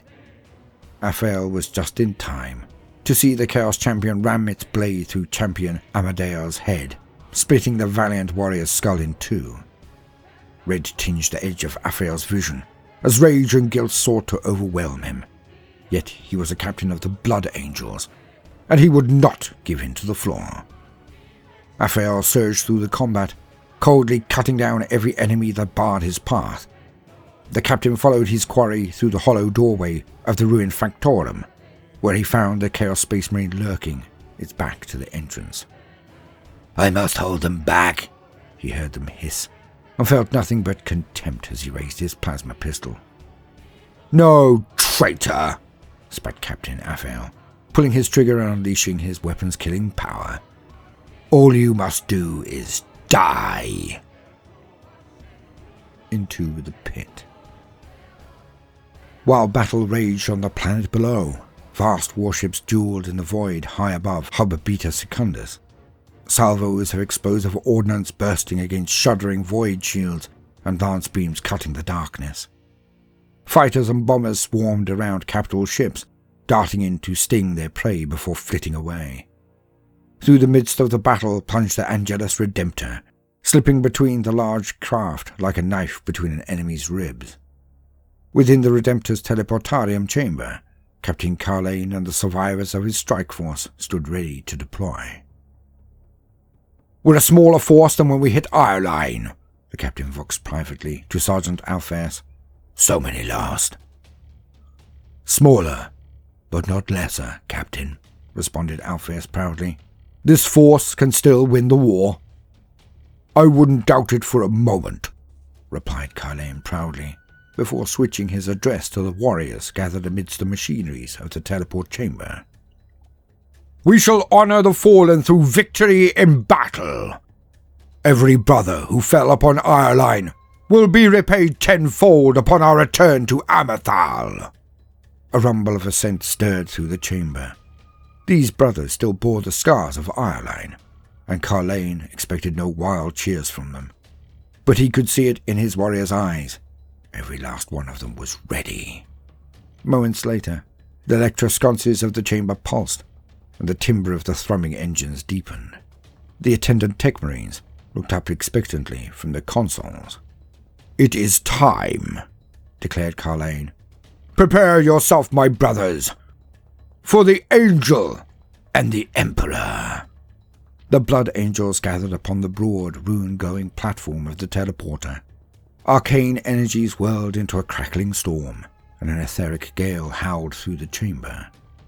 With an explosive rush of kaleidoscopic light, Carlane and his warriors teleported into the midst of the battle for Hub Beta Secundus. The moment he remanifested, Carlane assessed and analyzed the situation. The Archangels and Sanguinary Guard have flashed into being near the edge of a vast pit, clearly the Mechanicus excavation site. Nearby, a broad ramp of packed earth wound down the pit's inner wall. From the pit came a terrible soaring scream, a distorted cacophony that tore at the mind and soul. The sound filled Carlane with dread. Perhaps the Imperial forces were already too late.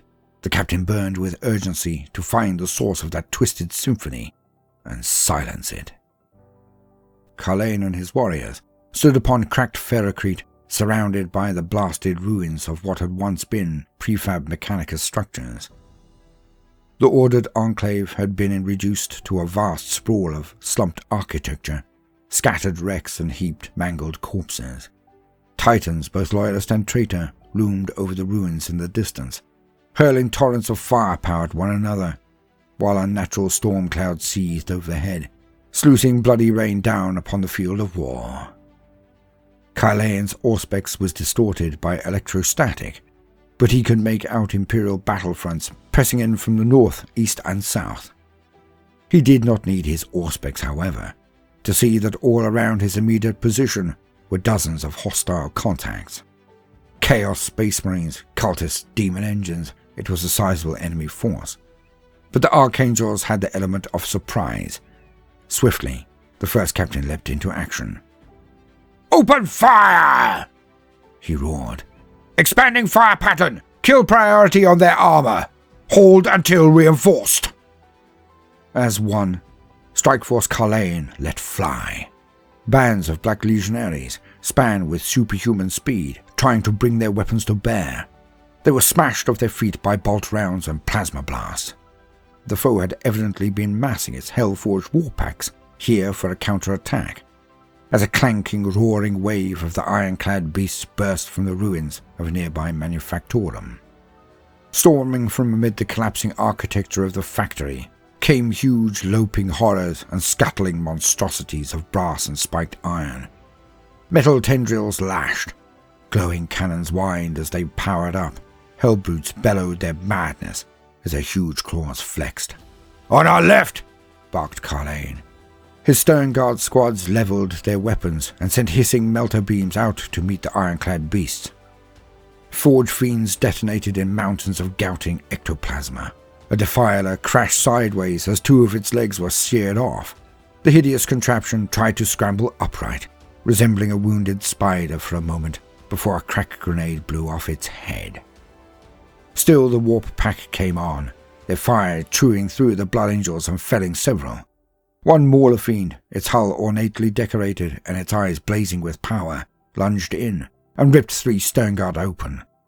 For a moment, the Archangel's line buckled, but then Carlane charged in at the head of his Terminators. Like knights of legend, the Blood Angels' elite battled the monsters hand to hand, feet braced amidst rubble and ruin as they smashed and battered at their foes. Energy fields flashed as lashing tentacles and massive claws crashed against storm shields. One Terminator was snatched off his feet by a defiler and crushed like a ration tin, blood and pulped flesh squirting through the thing's brass talons as it squeezed. In return, Carlane and his brothers wrought mayhem. Crackling hammers and lightning-wreathed claws swung, connecting with deafening bangs that crumpled armor plate and sprayed molten gore across the ruins. Iron skulls were staved in, hull plates and weapon limbs torn to scrap. The demon engines and hellbrutes pressed forward despite their losses, their fury carrying them on even as their numbers thinned. Wherever their guns roared and their talons swung, they left red and gold armoured corpses strewn across the rubble, yet Carlane's warriors were undaunted, and within moments the last few demon engines were surrounded by vengeful Blood Angels. At the same moment, the last of the Sangori Guard leapt high, streaking across the battlefield to fall upon the iron-tentacled warpsmiths at the warpack's rear. Energized halberds flashed, clashing with black-bladed axes. Warriors fell on both sides before the Sangori Guard managed to surround and cut down the last warpsmith. Carlane took a moment, hearts pumping from the exertion of battle. His auspex showed more enemy contacts moving in from the south, but they were coming fast and erratic. "They're not advancing," he smiled grimly. "They're fleeing." Carlane changed vox channels and called out a greeting. "Captain Aphael, I see you sent us a gift, brother." The cultists burst from amidst the ruins in a packed mass, skidding to a halt with expressions of horror as they saw the heaped demon engine wrecks blocking their path. Before the heretics could turn and try to flee again, Captain Aphael's warriors smashed into their rear. The Blood Angels of the Second didn't waste ammunition, clubbing and smashing with bolter stocks or carving through their terrified victims with bloody chainswords. The Archangels joined the massacre, charging in from the front and ripping apart the degenerate slaves of the Dark Gods. Within moments it was done. Aphael and Carlane meeting over a sea of broken cultist corpses. "Well met, Captain Carlane," grinned Aphael. "You and your men have laid the enemy reserves low, I see. That explains why their southern lines collapsed so suddenly." "Glad you joined us when you did, brother," replied Carlane. "What's the situation? And what is that angel-forsaken cacophony?" "Nothing good," replied Aphael, suddenly serious. "The Legio Metallica are fighting their way in from the east, and we have Skitarii moving up on their tail to secure this area. Our Death Company Storm Raven was knocked from the air north of here, but Astrath and Chaplain Daenor have led the survivors from the wreck and are fighting their way towards our position. Reports across the hub suggest the Black Legion lines are collapsing. It is as though their morale broke on all fronts at once, or as though the order to retreat has been given," finished Carlane. "And if that is the case, then we may already be too late." "Not while we still draw breath, brother," replied Captain Aphael, checking the charge on his plasma pistol and signalling Librarian Asmasael and his brothers to move up and join them. "Let us put an end to this." "As you say," nodded Carlane, turning towards the excavation site and the terrible cacophony still rising from its depths. "Into the pit." Carlain, Aphael, and Liberian Asmasael led their warriors to the edge of the screaming pit. The Archangel's Terminators and the survivors of Aphael's Battle Demi company standing at the heroes' backs. Dirty, bruise-coloured light pulsed up from below, throwing the rocky walls of the vast hall into flickering relief. From their vantage point, the Blood Angels could see a massive shard of crystal jabbed like a dagger into a distant floor of the pit. It was from this madly vibrating shard that the light and soaring screams undoubtedly emanated, and Carlain and Aphael exchanged a look of dismay as they saw the shuddering cracks that irradiated out across the ground from the wailing stone. "The cage!" shouted Carlain over the cacophony. "They don't seek its secrets! The lunatics are trying to open it!" "We must stop them before they throw wide the gates of hell," replied Asmasael, power flickering in his eyes. He gripped his forestaff in both hands. "My brothers and I shall crush the power of that cursed stone." "Then let's move," ordered Carlain. "We're not getting down there without a fight." The dirt ramp wound down and away into the depths, wide enough for a squadron of land raiders to drive two abreast. As the Blood Angels jogged down it, they could see an opposing force rising up to meet them. Black Legion Terminators were storming up the ramp, accompanying a band of weirdly attired cultists and sorcerers. At their head came a darkly regal figure clad in Baroque armour, with dark psychic lightning playing around him. There could be little doubt that this was the leader of the Black Legion on Amathal, the vile sorcerer lord Zorphus. It was he that had unleashed the psychic storm upon the ships of the Fifth Company, and Captain Carlain's blood ran hot at the thought of excavating vengeance for his fallen brothers. The two forces opened fire upon one another as they closed the range, hammering gunfire joined by lashing, psychic powers unleashed by the psychos on both sides. Even as the air screamed with the energies of the Chaos Crystal, it twisted and crackled at the manipulations of the powerful battle psychos on the ramp. Carlain saw Librarian Asmasael stab one hand forward, fingers working a mystical sign as his eyes flashed blue. Arcs of lightning shot from the Librarian's outstretched hand, crashing into a knot of Black Legion Terminators. Two of the late warriors danced and twitched as they burned, while another was blown from the edge of the ramp and plunged into the darkness below. Kinetic bolts and black lightning flew back and forth in a storm, hammering against Terminator armor with a sound like some infernal forge. Carlain shrugged off a string of bolt gun hits, the shots exploding against his adamantium breastplate, before he swung his hammer into the shooter's face. The Black Legionnaire's helm shattered in a cloud of metal and blood, and his heavy body crashed backwards and slid away down the slope. "Traitors! Heretics! Now the Angel's justice!" roared Carlain, ripping off another volley of shots from his stormbolter. He cursed as the rounds exploded in mid-air, stopped by a rippling field of energy projected by Lord Zorphus. Carlain started forward through the fight, but the Sorcerer Lord was not done yet. The sorcerer sucked demonic power from the air around him and hurled a geomantic shockwave up the ramp.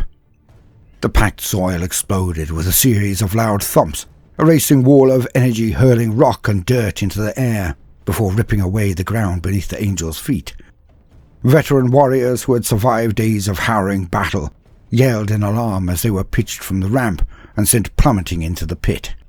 Carlain felt the ground torn out from under him, crashing onto his side with a snarled oath. The next moment, everything was engulfed in a thunderous roar as the sorcerer's powers leapt on, hammering the rock wall of the pit and spreading yawning cracks to its surface. Boulders the size of drop pods were torn loose, tumbling down onto the sons of Sanguinius with killing force. A roaring tide of earth and rubble followed, sweeping over the Blood Angels and burying those it did not smash from the ramp. For a split second, Captain Carlain lost consciousness beneath the pounding avalanche of rubble. As light and sound returned, he realized that he was all but buried in tumbled rocks, and that many of his brothers' predicaments were as bad, if not worse, than his own. With a surge of anger, he realized that the surviving traitors had seized their chance. They were scrambling over the rock fall as fast as they could, breaking through the Blood Angels' lines while their enemies were stunned. Using every iota of his superhuman might, Carlane ripped his way free of the tons of soil and stone that buried him, servos screaming in his armour as detritus sluiced from its blood-red plate. With a roar of fury, the first captain charged after the escaping Chaos worshippers. He blasted the legs from under the rearmost Terminator, before smashing a pair of Zorphus's acolytes from his path with his hammer. Yet even as he swung back his arm to smite the fleeing form of Lord Zorphus, the searing energies of a teleport flare burst to life. There came a mighty boom, a swirling of unclean warp light, and Captain Carlane's hammer swept through thin air. The last handful of traitors had been teleported away to safety, their leader amongst them. Captain Carlane looked up to where Black Legion Thunderhawks and Landers were even now rising into the sky, guns hammering as they lifted off. Breathing heavily in his fury, he clenched his fist tight round the haft of his hammer. "Cursed traitors!" he roared. "Damned cowards! You will not escape the vengeance of the Blood Angels!" Carlane felt a hand grasp his arm firmly. He looked up into the face of Captain Aphael, his ire cooling at his comrade's dire expression. "They're gone, brother. Let the fleet deal with them. We must stop the Chaos Stone." So began a desperate race to the bottom of the pit, the surviving Blood Angels ripping themselves free of the rockfall and rushing down into the depths. The closer they got to the madly screaming crystal, the more their senses reeled. Noses bled, eyes ached and swam with hallucinations, ears rang, while the Vox network choked on the gibber and cackle of demonic voices. As the Blood Angels reached the cracked floor of the pit, their librarians moved to the fore, deploying their powers in a bid to still the furiously shaking ground. Blood was pouring from the bedrock around them, streaming into the yawning maws that flowed and screamed across the surface of the howling crystal. More cracks opened in the ground, infernal light glowing up from the depths of Abathal. Carlane watched as Asmasael and his brothers pushed through the obscene cacophony towards the stone, hands outstretched and force weapons glowing. One librarian dropped to his knees, hands clutched to his bleeding eyes as his mind was overcome. Another screamed as ethereal flames engulfed him, turning him into a living torch.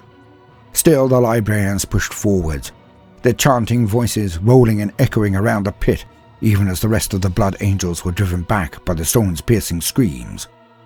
Finally, with a whip crack of force, Asmasael channeled the energies of his librarious brethren and smote the terrible crystal with his glowing force staff. A sound rolled forth like the breaking of every mirror in creation, and then a blissful silence fell. Gradually, Carlane's hearing returned to him, bringing with it the crackle of triumphant Imperial voices across the Vox network. The enemy were in full rout. The Chaos Crystal had been shattered and slain. Lord Zorphus had fled. "They are calling it victory," said Captain Aphael, eyes blazing with triumph. "In this battle, perhaps," replied Carlane, his grim gaze fixed upon the shattered stone and the glowing cracks spreading from its base. "But in the war, I feel this may be just another of the sorcerer's tricks." The Blooded. The heroic warriors of the battle companies are the heart and soul of the Blood Angels chapter. Of these august brotherhoods, none has garnered more renown than the Second Company, known as the Blooded. The warriors of the glorious Second have fought and won time and again, from the Valvardir crawl cities to the gas refineries of Helios. In recent years, the star of Captain Aphael has been very much on the rise. The master of the watch and commander of the Blood Angel Second Company, Aphael has won himself countless commendations for victories against seemingly impossible odds. The captain is possessed of boundless strength, energy, and dynamism. He values the life of every single servant of the Emperor, be they Space Marine, Mechanicus Cyborg, or unaugmented human soldier, and will fight with everything he has to preserve and defend them. Aphael is charismatic in the extreme, for his angelic features and noble humility to his exceptional skills as an orator. His words left even the most desperate and defeated of warriors, filling their hearts with new courage and a determination to do the Emperor's will. It is the captain's sheer force of personality, his optimism and hope, as much as the words he speaks, that rouse his followers to new heights of heroism. More than one seemingly doomed fight has been won at the last by the impassioned rhetoric and heroic deeds of Captain Raphael. The captain's skills in combat are every bit as great as his words. Raphael is a skilled swordsman and an excellent shot, but if his century and a half of battlefield experience has taught him anything, it is that personal heroics, while grand and often crucial to victory, cannot match the might of an army of exceptionally trained and equipped warriors acting as one. Raphael has drilled his battle company to perfection. The captain watches over every aspect of his battle brothers' lives, ensuring that not only are they exceptionally well drilled for combat, but that their spiritual focus is absolute and their command theoreticals are of the highest standard. Every single Marine battle company is highly trained and elite, but the Bloods stand out as exceptional, even by these standards. Raphael claims with confidence that, should he and his lieutenants fall in battle, any given warrior from amongst his ranks could rise to take command of the company at a moment's notice. It is, therefore, an undeniable fact that the second company suffers the fewest instances of both the Red Thirst and the Black Rage of any Blood Angels company save the first. All of these qualities stood the Blooded in good stead upon the battlefields of Amethal, allowing them to shrug off the pernicious influence of chaos and discharge their duties with flawless skill and heroism. At the heart of the second company force stood its tactical squads, each equipped to deal with a variety of enemies and capable of facing any strategic challenge without hesitation. Each battle brother amongst these squads was a warrior seasoned by many decades of battle in the Emperor's name. They were versatile and deadly sons of the Angel, whose dedication to obliterating the chaos threat was total. Supported by a fleet of transport vehicles, as well as heavier armor assets from the chapter armory, this formidable corps of warriors was in itself powerful enough to conquer an entire world. Though their numbers were comparatively few, every single Blood Angel was worth many times their number of human warriors, and their valor and skill was such that even the traitors of the Black Legion would struggle to fight them toe-to-toe. The company's might and strategic versatility were further enhanced by the Assault and Devastator squads, who marched alongside their tactical brothers, the former adding speed and close-quarters lethality, while the latter slaughtered the foe from afar with their heavy weapons. This potent force was rounded off by the addition of the Chapter Ancients, a trio of dreadnoughts who wielded their veritable arsenal of weaponry with the skill and wisdom of those who had seen entire millennia of war. Bolstered by the sage experience and armored might of these warriors of old, Raphael's Blooded were a force fit to seize victory upon Amethal, no matter the dangers they faced. Battle for Amethal. In the wake of the Archangel's destruction of Ioline, the war for the Diamor system entered its finale.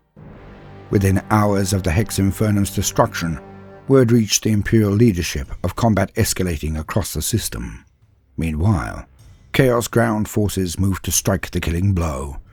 The time had come for victory or death. Captain Carlane's battered raiding party made it back to Amethal, only to find their foes already engaged in orbit.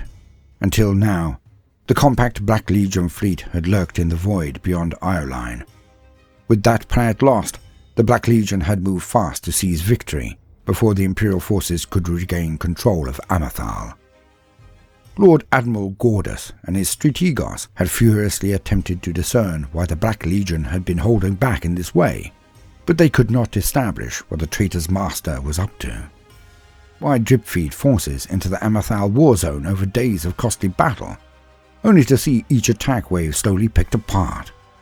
Some of Gordus's advisors scoffed that the enemy were fools, but the Lord Admiral had seen the machinations of chaos before. He understood how nonsensical the schemes of the ruinous power could seem, until the very moment it was too late. However, with the majority of his ships tied up defending Peridos, Gordas barely had enough left to maintain skeleton patrols around Tormalid, let alone hunt enemy battleships.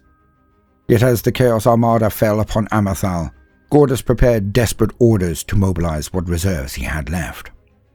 Before the orders could even be sent, more bad news reached Tormalid's astropathic choir. Anticipating the Imperial strategy once again, Lord Zorphus had ordered his piratical raiders to break from the Zircon sprawl and launch an all-out attack against Perisodian high anchorage. It was a fight that the Chaos cruisers were unlikely to win, but with glory-hungry veteran captains at their helms and prodigious firepower and resilience on their side, they would not die quickly. With a heavy heart, Gordas commanded all convoy ships to turn and consolidate on Peridos once again. Even should they triumph over the Black Legion's pirate craft, the Diamore Systems Navy would play no part in the battle for Amathal. At the same time, Tormalid itself came under attack as hidden cells of Chaos cultists rose up against the populace. The fighting that followed was brutal and confused, with Terminators of the Word-Bearers teleporting in from points unknown to make an attempt upon the life of Lord Admiral Gordas himself. The Word-Bearer insurgency was comparatively small, a suicidal mission by fanatics doomed to destruction, but it served its purpose. Tormalid's naval yards were thrown into chaos. Multiple warships, dry docked for repairs, were destroyed completely. The Tormalid muster was shattered and, before the Word-Bearer's Terminators could finally be slain, every last one of the Blood Angels' honor guard, sent by Carlane to protect the planetary governor, sold their lives dearly to save that of Lord Admiral Gordas. With destruction and confusion rife, no reserve would be sent from Tormalid in time to aid the defenders of Amathal. They were on their own. Thus, as the Black Legion swept down upon the cursed world, they were opposed by only a handful of spacecraft. Still, the flotilla of Blood Angels and Mechanicus warships fought hard, unwilling to cede orbital dominance of Amathal so easily. Gathering the tattered remnants of the Crimson Slaughter and Cornate warships in their wake, the Black Legion spread out and pounced upon their enemies from all sides. The Imperial warships did what they could. Metallican Explorators deployed ancient superweapons that split Chaos warships from prow to stern, while the sleek Blood Angel strike cruisers danced like blades to cut and kill. Soon enough, though, the wealth of traitor gun decks and lance batteries began to tell. 2 Explorator ships had been reduced to drifting wreckage, and the flame of Baal torn in half by tainted torpedoes by the time the surviving Imperial ships fought their way clear and disengaged. With the battle in orbit lost, it was left to the Imperial forces on the ground to stop the attack. Originally, the Imperial commanders had intended to follow the fall of Ireline with an offensive on all fronts. With the enemy reinforcements curtailed, the plan had been to drive the outnumbered invaders from their last enclaves around the Mechanicus hubs before consolidating their defensive strength around Beta Secundus. The speed of the Chaos response made that plan impossible. Imperial forces were scattered across the surface of Amathal or, in the case of Carlane and his returning strike force, even further afield. Yet the Black Legion attack was focused solely upon Hub Beta Secundus. If that site fell, the traitors would have their victory, and with all that was at stake, that could not be allowed to happen. Matters were desperate. Khan's horde had been scattered during the previous engagement, but they had torn the Imperial defenders of Beta Secundus apart. It would take time to mass sufficient forces at the site, to bolster its wrecked barricades and reconsecrate the machine spirits of its orbital guns. Time they did not have. Magos Ivasnophon calculated that, by the time the Black Legion landed, those loyalist forces that could reach Beta Secundus would be singularly insufficient. They would do some damage to the heretics, even slow them a little. Then they would all die. Instead, Captain Aphael advocated a daring solution, one supported by Astaroth himself. The Black Legion could not be stopped, so the Blood Angels would not attempt to do so.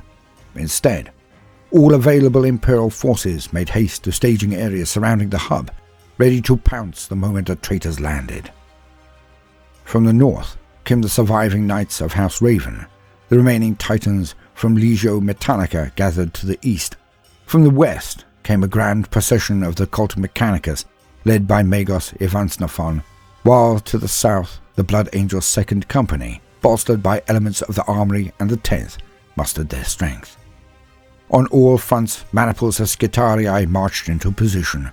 Scattered elements of countless war cohorts gathered once more into coherent forces, their binaric control signals allowing them to muster with a seamless ease that no other army could have matched.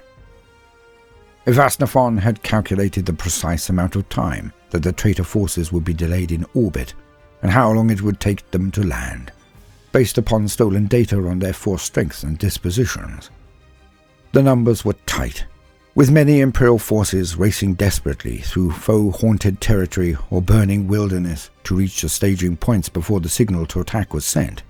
Even so, as the countdown chron in Captain Aphael's retinal display reached 0, it was clear that the armies of the Imperium had mustered a huge force of infantry, tanks, aircraft, and super-heavy war engines with which to crush the Chaos Invaders. Standing atop his command rhino, the second company captain drew upon every iota of his skill as an orator to deliver a speech across the Vox networks that stirred even the cold metal hearts of the Scitarii. He spoke of duty. He spoke of vengeance. He warned of the consequences of defeat, and then of how the despoiler's evil plans would never come to fruition.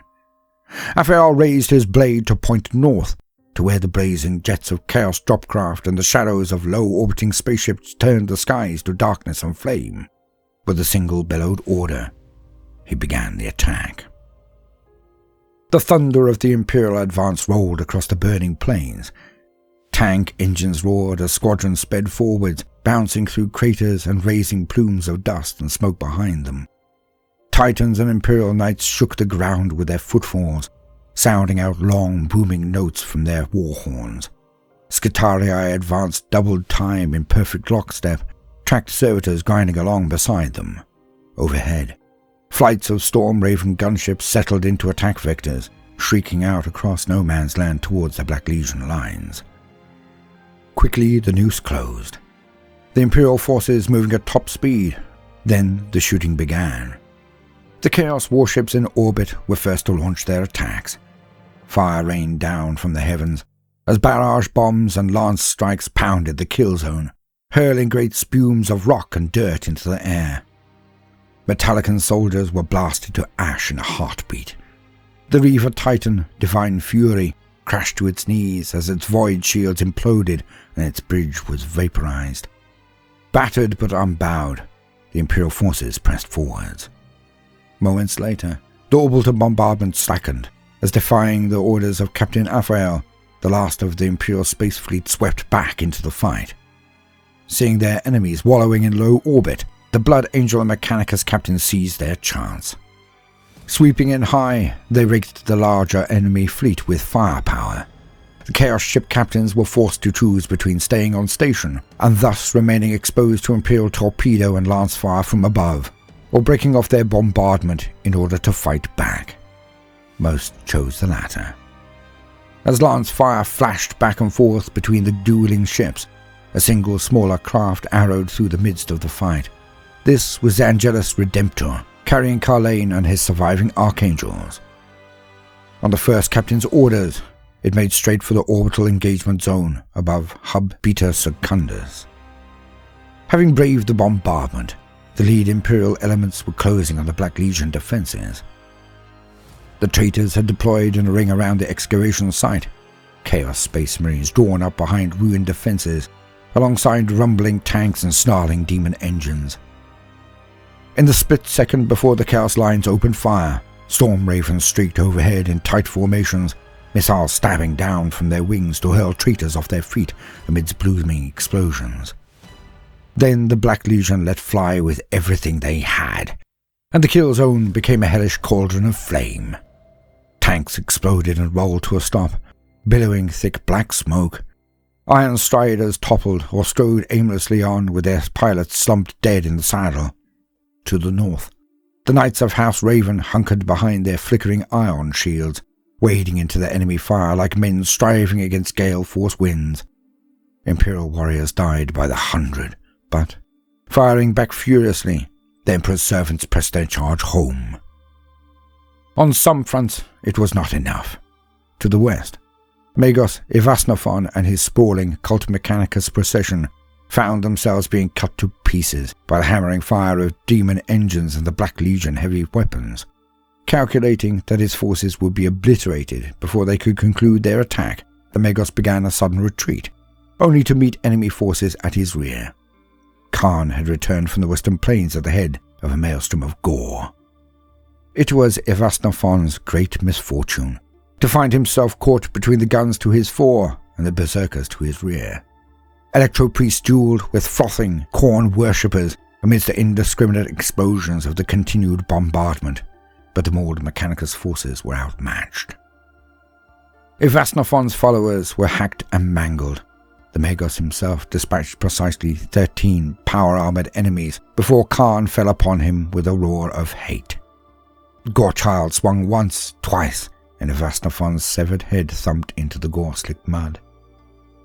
Though the Imperial attack from the west collapsed, to the east, the Legio Metallica was unstoppable.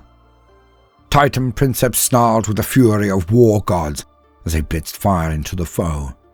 The world exploded before them, and even the twisted engines of the Legio Excruciatus could not stay their wrath. Meanwhile, to the south, atop the packed earth ramp that led down into the dig site, crackling energies burst to life as Carlane and his surviving warriors teleported into battle. Their armor still scorched and battered from the fighting on Eyeline, the Archangels opened fire, their guns punching shocked Black Legionaries off their feet and blasting tanks apart. Carlane and Aphael had coordinated their strikes to perfection, for even as the Archangels and Sanguinary Guard appeared amidst the Chaos rear lines, the second company hit their enemies from the front in a speeding armored column. The Archangels ripped their way through a huge Hellforged warp pack, despite the savage casualties inflicted by the massed Chaos war machines. As the Blood Angels' battle tanks continued to fire, their transports slewed around and spilled red armored warriors into the fray. Meanwhile, the last battle brothers of the Death Company were borne into the fight by Storm Ravens, led, against all odds, by the still limping Death Company chaplain Daenor. The Black Legion had been forced to spread their defenders to every side, facing an attack on all fronts by a foe who were now numerically superior, thanks to early victories in the Southern Hemisphere. Captain Aphael's tactical now showed, as the central might of the Blood Angels tore through the foe. A gap was smashed in the Chaos defenses as the two Blood Angels' forces linked up, the captains of the First and Second Companies clasping gauntlets upon the very edge of the excavation pit. With Scutarii pushing in to widen the breach and supporting fire raining down from the Legio Metallica, the Blood Angels prepared to press down into the depths of the excavation site, from which rose a hellish cacophony of soaring screams. With their heroes at the fore, Sanguinius' sons advanced onto the packed earth ramp that wound down around the pit's edge to its depths far below. As they did so, they saw a force of Black Legion warriors pressing up towards them, and became aware of the terrible howling din growing louder by the moment. The pit was lit by weird, multi-hued light that spilled up from a massive crystal shard driven into its heart. The rock walls gushed blood. It was from the strange crystal that the awful sound emanated, and cracks shuddered through the bedrock all around it. Yet the sons of Sanguinius did not have long to stare at this terrible sight, for Lord Zorphus and his elite guard were upon them. The Chaos Leader hit the Blood Angels headlong, he and his sorcerous acolytes hurling dark lightnings and tearing up the ground with geomantic spells. Around them marched the elite of the Black Legion, clad in Baroque Terminator armor. The clash that followed was bloody and brutal, and saw many veteran warriors fall on both sides. Before the Blood Angels could strike Lord Zorphus down, shimmering teleport energies swathed their hated enemies and whisked them from the battlefield. Zorphus and his elites had not been looking to fight, but to flee, and as the sorcerer and his acolytes vanished, so the entire Chaos army began to disintegrate. Clearly the order to retreat had been given, and the Imperial warriors cursed as the traitors made a break for any craft that could carry them to safety. It looked like victory, but the heroes of the Blood Angels felt a terrible sense that they had been outmaneuvered into attacking too late. With their foes gone, the red armored warriors pushed down the earth ramp into the flickering depths of the excavation site. There they faced the screaming horror of the Chaos artifact, a twisted crystal the size of a boarding torpedo, around which blood was welling through the cracked bedrock in lapping tides. It was warp craft of the darkest sort, surely the weapon the Black Legion were using to break the bars of the cage, and as the Archangels and Blooded alike were driven to their knees by its energies, it seemed as though Zorphus might still be triumphant. At the last, it was the Librarians who ended the threat, as Maciel, channeling his powers through his Force staff, to turn the crystal's disharmonic barrage back upon itself and shear the evil stone into fragments. With that last heroic effort, the Blood Angels ended the war on Amethal. It would be hours before the last of the traitor forces at Beta Secundus was slain, and weeks before the rest of the planet was pacified, yet Zorphus and the great bulk of his followers had fled, taking the betrayer with them. The Chaos warships took in as many fleeing craft as they could before turning and breaking away, vanishing into the warp upon the system's edge and leaving the Diamore system reeling in their wake. The war had been costly and desperate, but victory belonged to the Imperium, or so it seemed, until Librarian Asmaciel and his brothers reported their findings to Captain Carlane. The Blood Angels had hoped that Zorphus had simply fled at the very moment of his triumph, choosing to save his own skin rather than complete whatever diabolical ritual he was engaged in. Yet, the otherworldly senses of the Librarians told a different story. They reported empiric emanations shimmering from the site of Beta Secundus in greater quantity than ever before, and a fluctuation of warp currents as though the Immaterium pressed close to the surface. Yet, perhaps, suggested Asmaciel grimly, their enemy had done more damage to the demon cage than the Blood Angels had first realized. Perhaps defeat here had not been avoided, only delayed. It was a sobering thought, especially when coupled with the loss of Magos Ivasnophon and his knowledge of the technologies he had so nearly unlocked. As they gathered their forces to depart the system and return to Baal, the Blood Angels left behind Librarian Asmaciel and a squad of 10th Company scouts. They would remain on Amethal, attempting to gauge the true extent of the damage done, and stand watch in case the bars of the demon cage should ever threaten to break asunder. Meanwhile, many light years distant, arcane systems churned to life. Nemo-schematic units hummed and biometric feeds spooled up in a hidden laboratory deep below the surface of Forge World Metallica.